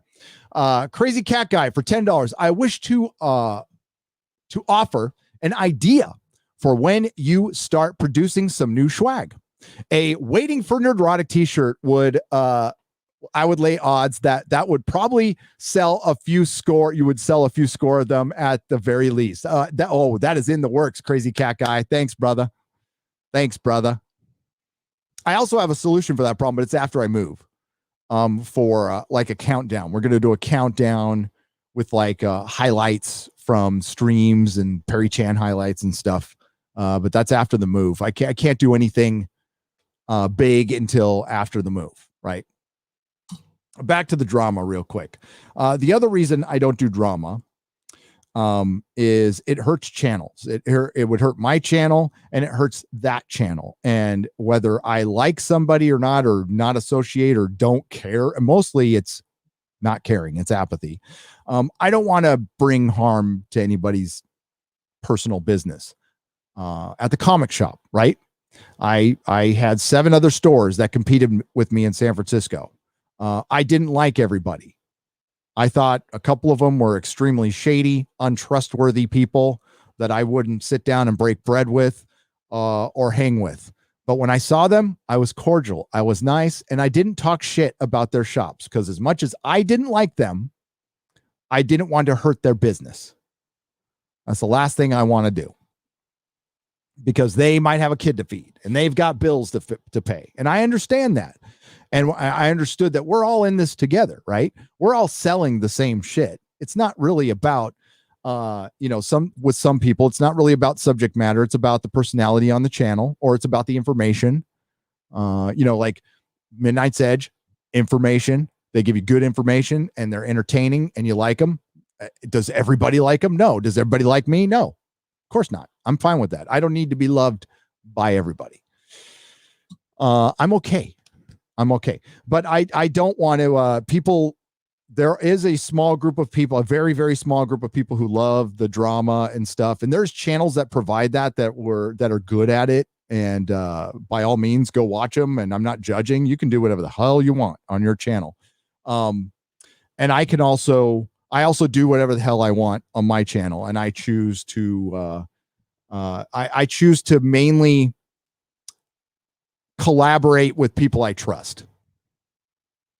Everybody on Friday Night Tights, as Jeremy, Odin, Comics Division, Quarter Black. These are people I trust. Tom. These are I don't have a ton of friends out there, but these are people like who have my phone number and I talk with, and they've heard my family stuff. Like, yeah, these are friends that we're genuinely friends. But nobody wants to hear us bickering at each other. That's what's the fucking point of that?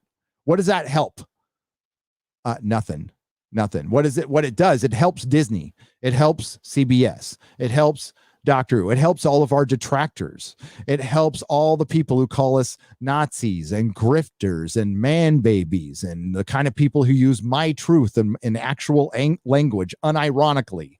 And community. You don't hear me say that word. I don't like that word, community. That is a collectivist term. Fuck that shit. We are a group of individuals. Use whatever you want to use, but don't use community. I don't use their fucking language because that's the language of the SJW, of the NPC, of the person who has been out there trying to destroy Western civilization. Let's just say that. So, yeah. But I'm going to answer your question. I'm going to answer your questions. And believe me, there's more of them too. There's a couple more of them about some other stuff that happened like 3 months ago. That'll be in the super chat square. If I answer them all, because I've got nothing to hide. But I mean, like, again, people don't like that shit. They don't like to see it. They want to see us eye on the prize at all times. Anything else is just a distraction. Plus, I've been to prison. I ain't got time for high school shit.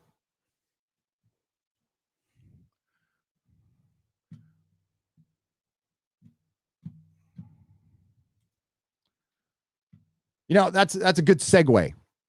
I was going to tweet this out, but I wanted to, I don't know. I thought it'd sound a little pretentious, so I wanted to talk to you guys about it. Today's Memorial Day. My dad passed away a long time ago, 20 years ago.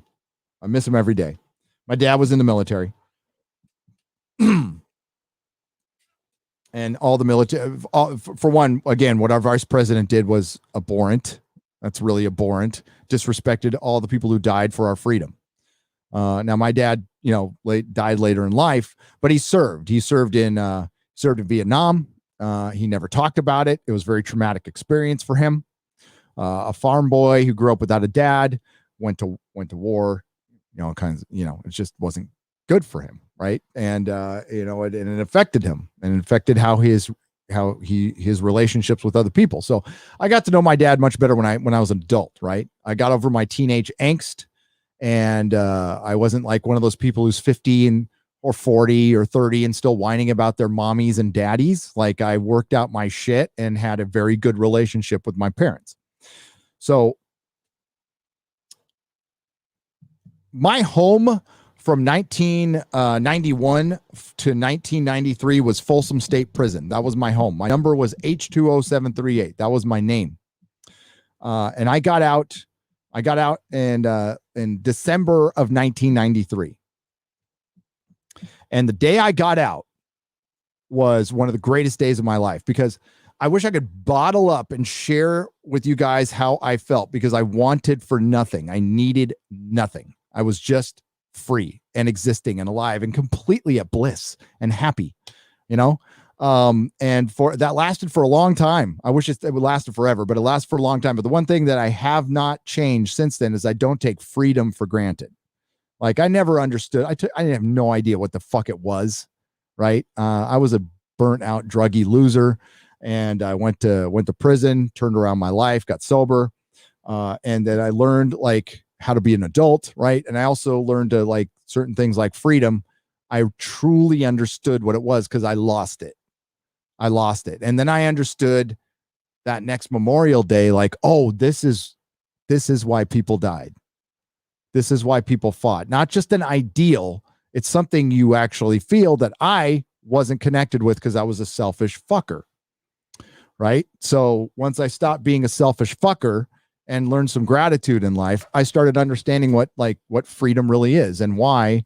So I'm sure there's people out there who've had relatives, maybe even a close relative, die for freedom. And we need to thank them every day. And we need to hold politicians to account who disrespect them. Motherfucker, that pissed me off. But that's a day that changed my life. And it's something that's often taken for granted, but should never be. It's something absolutely worth fighting for, something absolutely worth dying for. And we are fucking it off. But the assholes who are fucking it off won't win. Because they're lazy. That's most of it. They're lazy. All right. Jim the Skeptic for $5. Gary, before you do another Exozone, please investigate David Ader. I can provide you with the materials if you want. Yes, please, Jim the Skeptic. Send them to Gary@nerdrotic.com. I don't know who that is. Sounds like you're a skeptic, though, Jim. I'm not a skeptic. I do know the last Jeremy Corbell put out 2 videos recently that were leaked that were not UFOs. They were aircraft, misidentified aircraft. And we got to watch that shit. We got to call that shit out. We don't need any more frauds in ufology. They need to fuck off with the frauds. Space Dinosaur for $5. Have you watched Babylon 5 season 1 episode Grail yet? You'll get a kick out of the ending. I have, and I did. Morality 124 for $12. Fun fact: JJ was recruited in 2005 by Paramount's own Kathleen Kennedy. Gail Berman, known for canceling Firefly and Fox.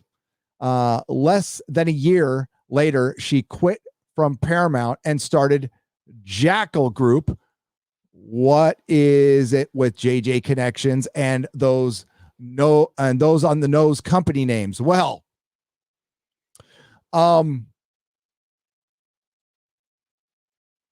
Gail Berman Let me see. She is one of the ones who canceled Firefly. Let me see. Hang on.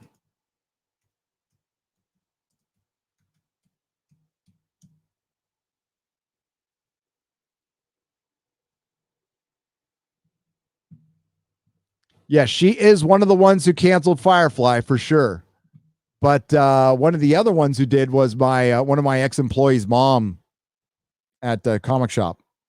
My employee Tom, his mom was in on that too. And she had what she thought was pretty good reason, because I asked her about it at a dinner one night. I still bought her dinner. But one of the things she alluded to was working with Joss Whedon being a pain in the ass. It's very similar to Gene Roddenberry, who was a major pain in the ass to work with too. Only in Hollywood, with the media at the beck and call, can one call attention to themselves presenting the narrative of an incomplete. I read this one already. Sorry. All right, we are good on that. On the donation front, I'm going to read a few more super chats and then got to get out of here because I'm starting to get hungry. I should have ate before. We have got to go up here. Steve Carruthers for 5 Canadian pesos. Gary, did you find the power button on your new computer yet? Ha ha ha ha. Shut up. It's a circle with a vertical line through it, and it's 12 point. Also, DVD. Update us. I think he's going to update you in the next video. You mean this button right here? My new computer's fucking awesome. It is. It can practically travel in time. It is so fucking powerful. Kit Kat. I've been waiting for a month for this because it came in defective, and I sent it back to the company, and the company was so fucking cool that they sent me back an upgraded copy. Because you want to know why? Okay, here's a lesson in good customer service, heavy metal. They sent me a defective computer. I called them and I said, hey, this computer's defective. I sent it back already on my dime because I didn't want to go through waiting for them. So I'm like, reimburse me or not, I don't care. But I sent it back to you. It's already on the way. Here's the problem. Can you just fix it? And thanks. Like this shit happens. Don't worry about it. I wasn't like yelling at them or anything. I was just like, yeah, let's get it fixed. And they were so appreciative that I wasn't an asshole to them that they upgraded the computer and then refunded my shipping and gave me a computer that's worth a lot more than what I paid by the simple act of not being an asshole.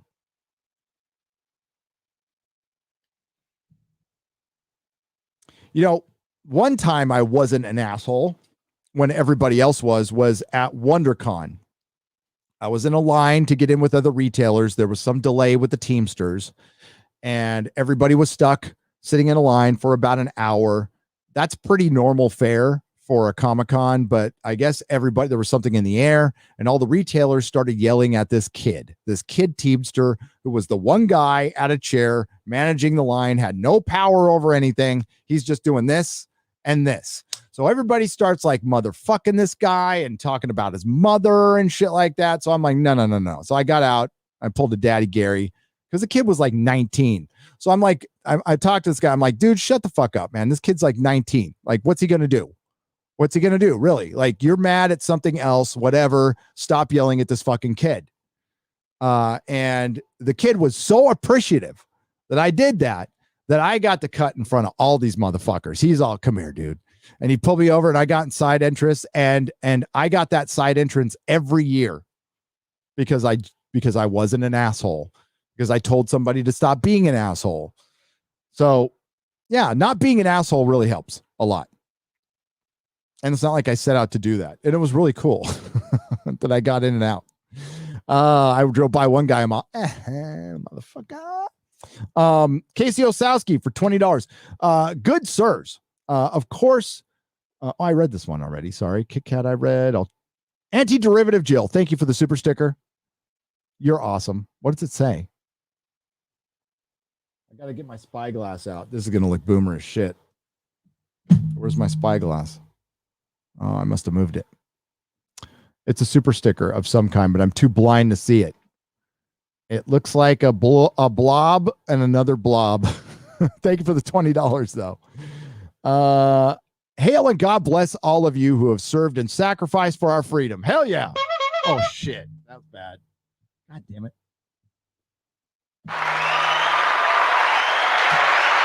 I'll try that again. Hail and God bless to all those who have served and sacrificed for our freedom. We may not know all their names, but we can honor their valor. Opus for $5. I've been to Washington. I've seen that. That's the Tomb of the Unknown Soldier and all that. That was a long time ago, though. Leo Zakari for $10. Gary, I asked for a simple thing, and that was to have sharks with freaking laser beams attached to their heads. Now, evidently, that can't be done. Can someone remind me what I'm paying you people for? Ill-tempered bass? Is that okay?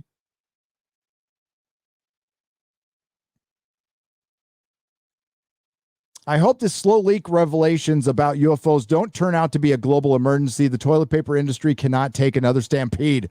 Says till all are one for $5. I agree. I don't think the toilet paper manufacturers can handle that. I don't think they can handle that. I'm going to move this over here. I'm tired of looking over there. There we go. Here we go. This is much more comfortable. Oh. We lost the hand. That's fine. Burke Humblin. I've read that one. Super Nate. I read that one. Pat Garris. Happy extended weekend to those who didn't come back home and their families. Thank you for putting your lives on the line to give us our freedom. Happy Memorial Day, everyone. Yes. Thank you, everyone, for dying so Kamala Harris can have a long weekend. Fuck that fucking bitch.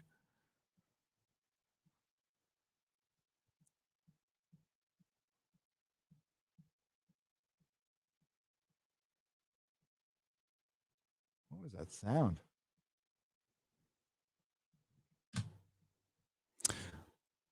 When YouTube demonetize you, does that mean they get to keep the super chat money? Douglas A. Burton for $4.99. No. They just get that. The ad, it's the ad money, and quite frankly, on live streams, whatever. I don't care. It's nothing. It's rare. It's very rare for me to get demonetized, but for some reason, and this isn't blaming Doomcock, by the way, just so you know, it's always on Inquisition. And I'm talking like I do Friday Night Tights where it's got fucking Ryan, and I've got Az who like has action figures like simulating sexual acts, and that doesn't get demonetized. I had a professional comedian on last Friday, the great Chrissy Meyer. That doesn't get demonetized. I put Hollywood hates, and that gets demonetized. But it's true. They hate what we love. Lord of the Rings is everything Hollywood hates right now. Do you think for 1 second that they could make something even close to that? Fuck no. When will Hollywood investors understand if they get woke, you will go broke? It's inevitable, says a Bello Triggerfish for $20. Too late. Galaxy Empress Media. Express, Galaxy Express Media. At this point, I wish Riker had not rescued Picard from the Borg, the best of both worlds. I agree. It should have ended there.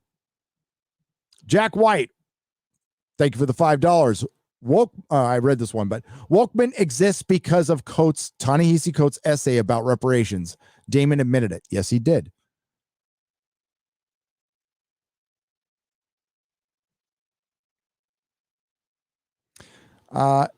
Shrebels 808, thank you for the super sticker for $10. I appreciate it. Michael Beacom for $10. Heavy metal is very special to me. My girlfriend dumped me premiere day, so I went alone. Wanted to see sex, violence, and revenge. The curtains opened, and it said, "This was for You. I fucking love that movie.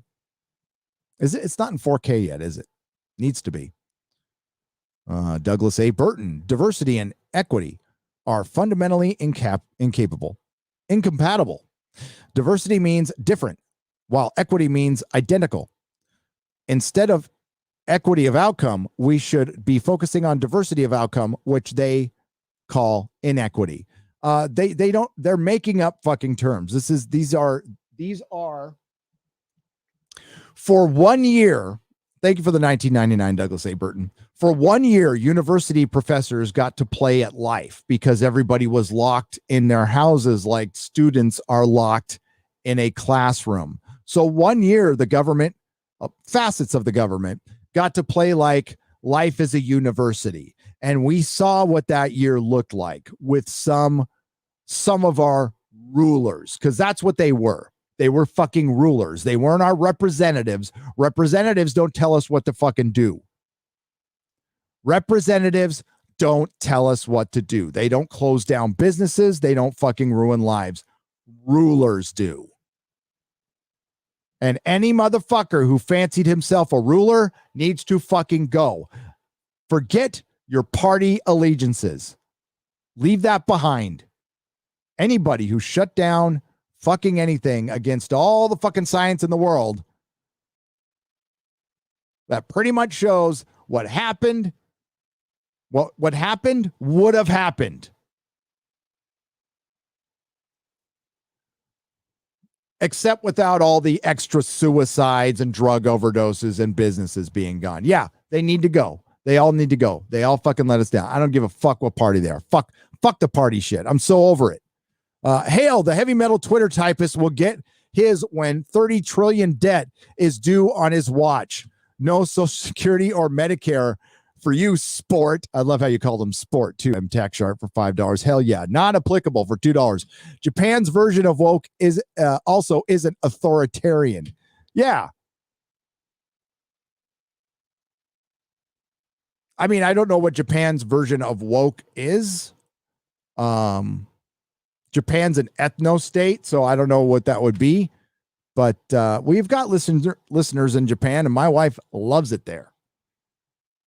I don't know. I mean, like, I'm an Anglophile, so I love everything British. I don't know what a Japanese file would be, but that's what she is. She'd be accused of cultural appropriation because she likes the fashion too. Gary, you're speaking my language, Gary. Mad as hell. Mad as hell, not applicable for $2. Mad as hell.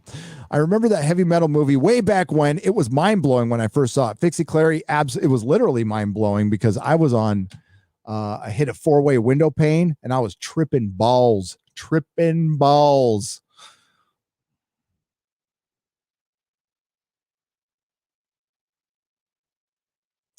Chris Topher for $2 says, "Hey, Nerdcock, watching X-Files. Damn, Scully is hot. Scully was hot.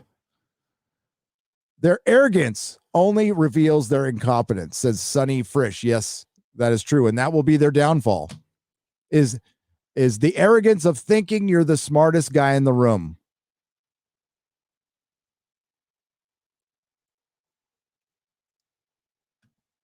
After 60s Batman, when Denny O'Neil took over the writing of the comic, O'Neil said he wanted to make Batman someone you were nervous to be alone in a room with, even if you're on the right side. Made him an alpha animal again, says Vagabond Ninja for $50.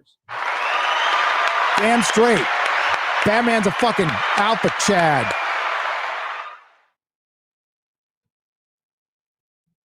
I always said this in my comic shop.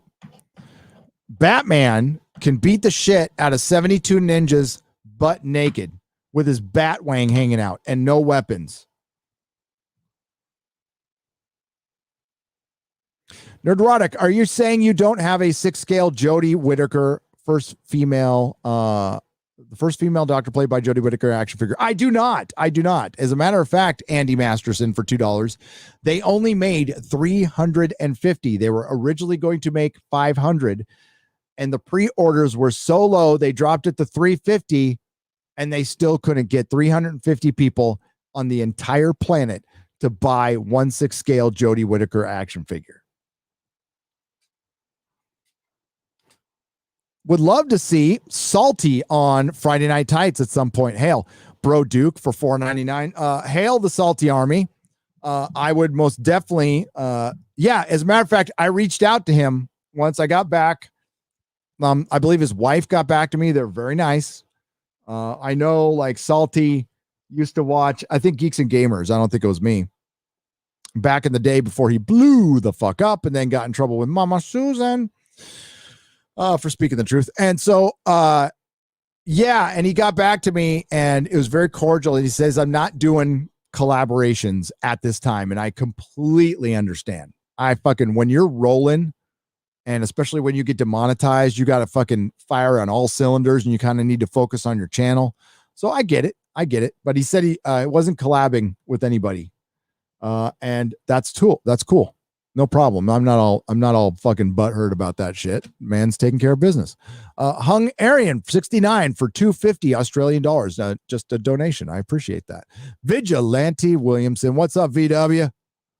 What's up, baby? For $5, he says, Happy Memorial Day. Thank you for your service, all veterans in the chat. USA, USA.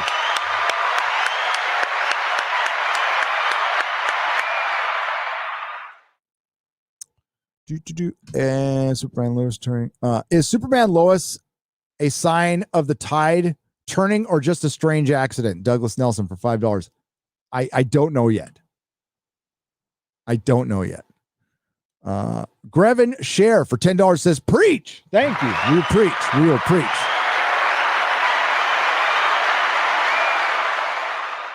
Count Dooku should have been fleshed out more in the movies. I agree. My favorite character, but the story was never told. He got killed and it never felt controversial. Yeah, it just felt like they killed a guest star, Count Dooku. That's it. Christopher Lee. Vasidius for $9.99. Oh, I read that one. CGI. Okay. I think we're going to dip out. Peak Woke is a Rocky reboot starring Demi Lovato. Okay, that's true. Should be a feminist slam poetry magazine, says Merlin's id for $2. Thank you, Merlin's id. And thank you, Sean, the movie man 71 for the $2. Ronan 04 says, in Queen's Blade, the warrior women train naked, covered in a special hardened sap, so they attack each other with edged blades. Now that is boob armor. I like that. I need to read that. Beth Artistad for $5. Thank you for the very cute super sticker. I like it. Shit. What the fuck? Why is this jumping like motherfucker on me now?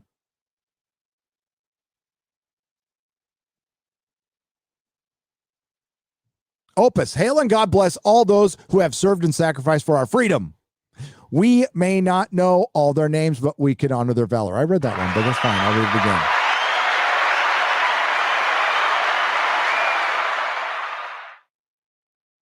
Hail, guys. I read that Stephen King is also worried that he will get to read, that he will not get to read The Winds of Winter.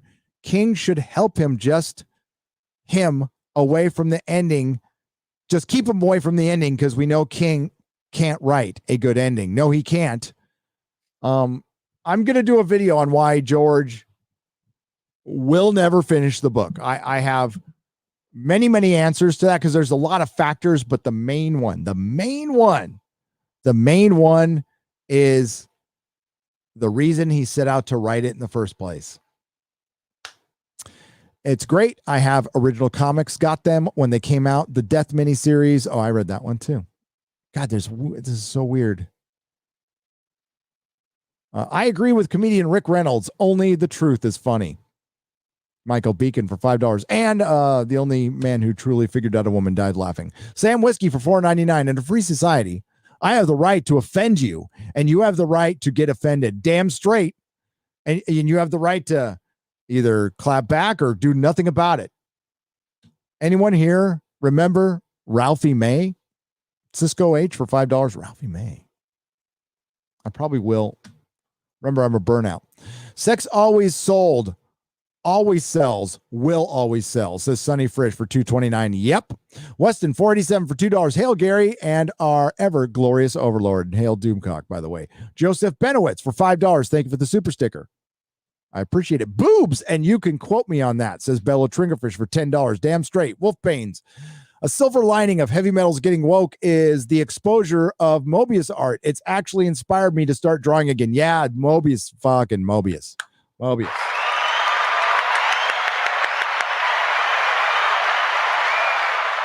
All right, we're going to wrap things up, folks. I appreciate you all. Wait, we got one right here for found your channel because of EFAP Watcher. Now we are all the toxic brood.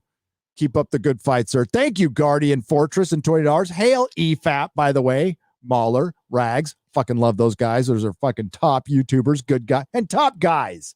Top guys. Now, one of the guys who used to be on the show got a little bit of trouble today. He got in a little bit of trouble today. Southpaw went on Twitter, started talking shit about Batman the Animated Series. I was like, I'm sitting there watching it going, dude. Like, it's one thing to come out and say, I watched it and I didn't like it.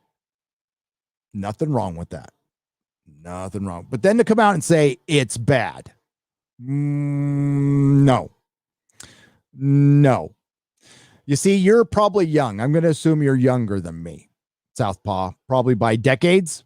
So there's this thing called life experience, and there's this thing called being in its time. And when you're trying to subjectively or objectively review a work, it's very hard for a young person to come in and like review Batman the Animated Series cold unless you're like a Batman fan.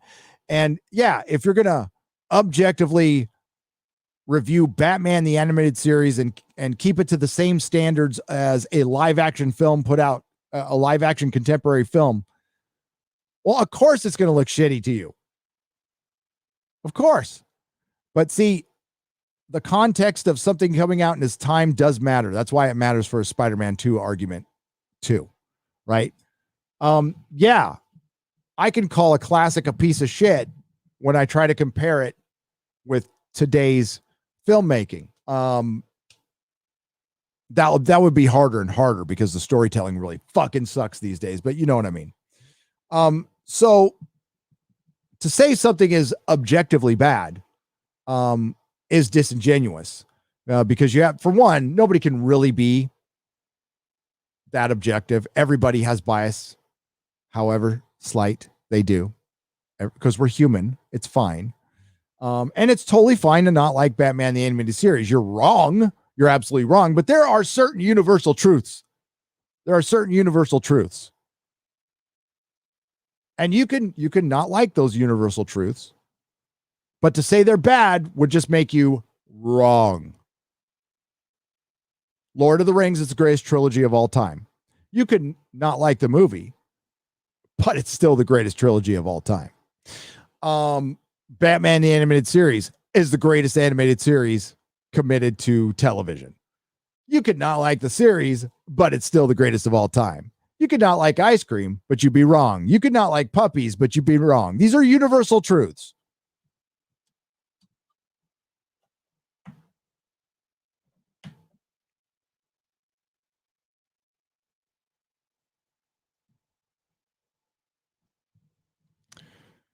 So he was trying to make his argument and he wasn't being a dick about it. And I mean, he's another YouTuber and I don't want any heat brought to, I mean, like he put up a Spider-Man 2 takedown and I completely disagreed with it. It was a well put together video, but anybody could like, I've seen some pretty well put together essay videos in praise of The Last Jedi. It didn't change my mind. Video, I guess there's a video essay, a 5-hour video essay on fucking Doctor Who. Who's gonna fucking watch a 5-hour video essay? Come on, calm down now. But I digress. Batman the Animated Series is a universally loved thing by pretty much everybody, which means it's good. objectively, subjectively good. It was financially successful, critically successful, successful with the fans. So we can argue that, hey, not everything is good that's popular. You're right. Not everything that the critics love is good. You're right. Not everything that makes money is good. You're right. But when you have all three of those together, more times than not, it's objectively good.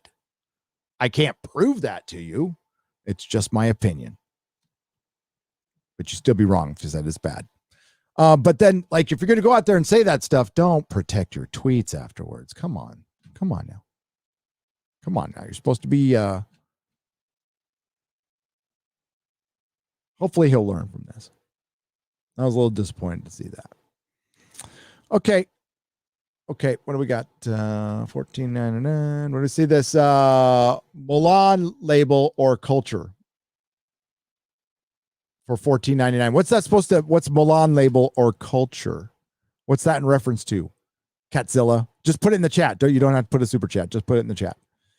We've got Hail Gary, Batman the Animated Series was one of the best Batman shows we've ever had. The modern day Harley Quinn wouldn't exist if not for that show. And the modern Harley Quinn is shit. Batman the Animated Series was a derivative of taken from the Max Fleischer Supermans, which were genius. Absolute animation genius. I saw the premiere of Batman the Animated Series in prison.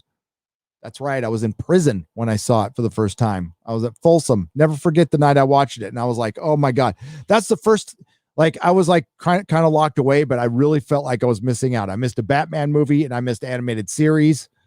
I was missing all kinds of shit. I was going, I kind of was a little depressed that day. I was depressed that day. Crazy Cat Guy, thank you for the super sticker. And I got that one. All right, now I really got to go out. So Boogie Boo, thank you for the super chat. Eric K, thank you. Thank you for the modding. And I'm going to check your messages before I go. All right, I got that one. Oh, there it is. Oh, shit, you found it. Okay. I guess we could show up before we go. This is that Neil Gaiman tweet.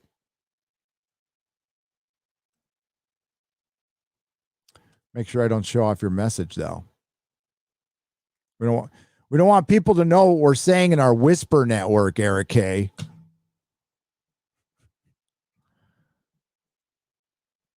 And see the message like, oh my God, who does your hair? It's so cute.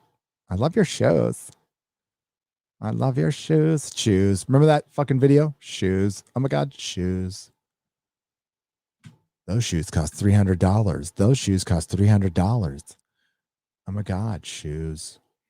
Here we go. Neil Gaiman, early Neil Gaiman, prior to being a sellout, douchey Hollywood douchebag. Yes, but the fan base are fans, and they like the source material because it's the source material they like. So if you do something else, you risk alienating the fans on a monumental scale. It's not Batman if he's now a news reporter with the yellow trench coat and a pet bat. I fucking applaud that. Yes. Oh no. If you think the Endless have any specific race or form, you've missed something in Sandman. Don't worry, watch the show. Death, the most iconic character and beloved character from Sandman, her design was pure brilliance and iconic. More iconic than the main character of the book. Her design was pure brilliance and its simplicity. And people love her and how she looks in the comic. As the creator, you knew this. And that is the one design you went, screw all that. What the hell? I hope the money was good. I always thought people loved Death for who she was. The person that I wrote. I'm astonished to find that some people, what they thought she was a white woman and just a white woman. You just called your fan a racist, you motherfucking piece of shit. Hey, Neil Gaiman, you're Netflix's bitch. Y'all, dog, you're Netflix's bitch, Neil Gaiman.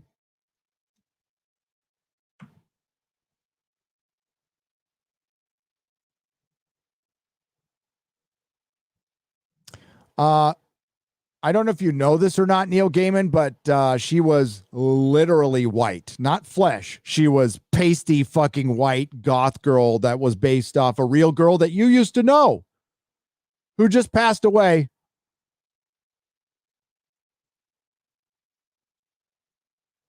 Oh, but man, you need that attention. You need that Netflix attention, don't you? You need to be relevant. So you can go to the cocktail parties and be, oh, you saw George R. Martin getting all that fame from his story. You saw it and you wanted that. You fucking wanted that so much, even though you're fucking rich beyond your wildest dreams because you make believe. There was something you didn't want. You had to have it. And you were willing to sell out your greatest work to do it. This is your one chance, Neil. You don't have anything else aside from this. You don't. And personally, I've always think you were one of the most overrated comic book writers ever. But that's just me. That's just me. Yes, I think Grant Morrison is better than Neil Gaiman. Yep, I said it. I think Roger Stern is better than Neil Gaiman. Jerry Conway, before he lost his balls and his testosterone, better than Neil Gaiman.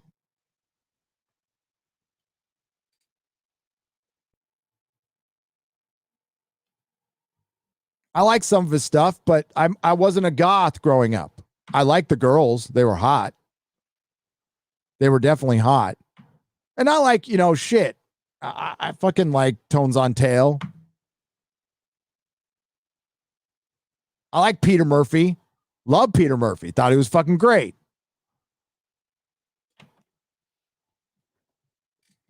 I like Love and Rockets.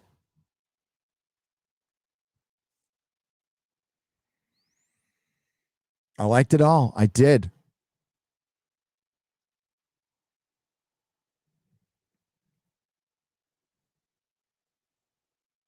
But I was more of a I like fucking metal and punk. I like to go fast, ride hard, drink, do a lot of fucking drugs. And I wasn't into like goth music was good when I was like mellowing out and I was kind of stoned and I didn't want to listen to Pink Floyd. I'd listen to some goth, but like at the party, oh no, it was Subhumans, SNFU, fucking The Descendants, GBH, Dead Kennedys, JFA. I was thrashing.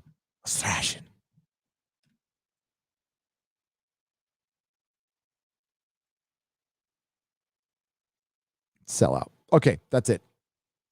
You got some bonus time there. Thanks, everyone.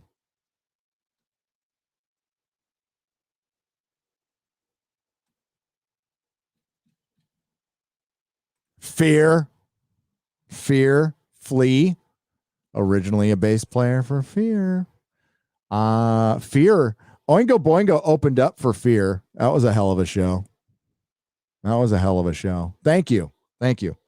I fucking loved Oingo Boingo. I did. All right.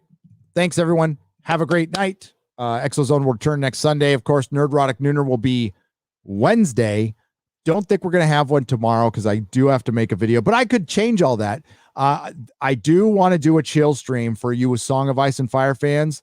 There is, I know, Alt Swift X or whatever his name is. I used to subscribe to Alt Shift X until he sold a communist book on his channel, and then I unsubscribed. I don't like communism. But I thought he was a pretty decent channel. I mean, he did like kind of the basic bitch, like I'm going to read out of, I'm going to rip off some theories from Reddit and make a video out of it and call it a theory. His production's really good, but his channel got big, like explaining really basic shit to Game of Thrones fans. But he did do a live stream that was inspiring. There's a Song of Ice and Fire theory iceberg. and I want to go down it. So he went down it, and I don't know if mine will be any better than his. Probably not. But I'm going to go down the Song of Ice and Fire Theory Iceberg for a chill stream. So if you want to join me for that, for those of you who give a shit anymore, that's going to happen this week. I'll let you know. Then Real BBC with Az on Tuesday. We're gonna fucking drop some nuclear bombs on heavy metal. We got something special for them. And once again, thank you to Chris Gore for sending me this. Please check out Film Threat, everyone. Film Threat is trying to give voice and trying to get the independent films out there. They're doing it. They're doing it right. They're doing it as punk rock as possible. And I really fucking appreciate that. This looks dope. I'll show you a quick scene of it. I know I promised that. I got to fulfill all my promises here. Gotham.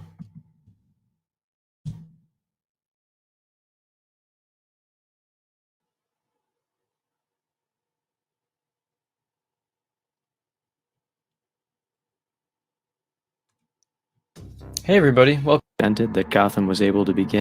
For many years, the Falcones were the seat of splintering lives, breaking apart families. The following events are fixed. To provide her with protection, and Nurse was one such person. All right, so this is just a bunch of guys doing the book. So it's a book. Okay, so I'm going to deep dive into Russell Beatty's book. So a fan documentary. Hey there everybody, we go. welcome. There we go. Somebody did a fan documentary. I didn't know. I thought there was like a film with it, but it's just a book. But there should have been a film with it, or maybe there is. I don't know. Who's this young guy? The Bat Feed. Okay. Give him a sub because I'm ripping off his shit right now. But here, let's go. Drew the attention of the FBI under the leadership of J. Edgar Hoover. Gotham had become infested with criminal activity and numerous kingpins with a flair for the theatrical. The Penguin, otherwise known as Oswald Chesterfield Cobblepot, was a direct descendant of one of the founding fathers of Gotham, Theodore Cobblepot. His father was an alcoholic who wanted to marry into the family's wealth. When this didn't work out, he left, but not before having a child with the young Esther Cobblepot. Oswald was bullied as a child, but soon turned the tables on his tormentors, acquiring allies and muscle to help him take over the streets. As he grew into adulthood, so did his criminal empire. Soon he ran about half of Gotham as its criminal kingpin. Penguin wasn't the first criminal kingpin Gotham had seen, nor would he be the last. A long-standing name in the city's underworld was that of the Falcone, Chicago, power in Gotham, but their influence began to fade as new players entered the arena. The golden years of the Falcone crime family had come to an end, brought on by the mysterious Batman. The Batman, a hero, a vigilante, and a figure of huge controversy. But who was he? What did he stand for? Was his war on crime good for Gotham, or did it hinder actual good from being accomplished? While we still do not know who he was, we have one suspect who stood out above all the rest. His name is Bruce Wayne. Bruce Wayne was the descendant of Alan Wayne, one of the most prominent founding fathers of Gotham. As a child, he witnessed the gruesome murder of his parents, Thomas and Martha Wayne. Just like that, the happiness and innocence of childhood were snuffed out in the young boy. It is still undetermined whether their deaths were the result of a hit put out on them, or just random chance. Whatever the case, this traumatic experience changed Bruce forever. Of Gotham regain a bit of their hope. But on the other side of the coin, many thought that his presence in Gotham only worsened things. The Batman's network grew as his vigilante career did, and they overcame many threats together. But one threat loomed the largest of all, a threat so wrapped in mystery that it leaves most officials and historians still baffled about what really happened. All of this took place during the Shadow War of Gotham City. So there's a look at it. Pretty cool. I like it. And this is fucking great. This is why we come back. This is why we love this shit. Okay. So on that one, I'll actually let you guys go now. Thanks for hanging in there. I will see you very soon. May the wings of liberty never lose a feather, and happy Memorial Day.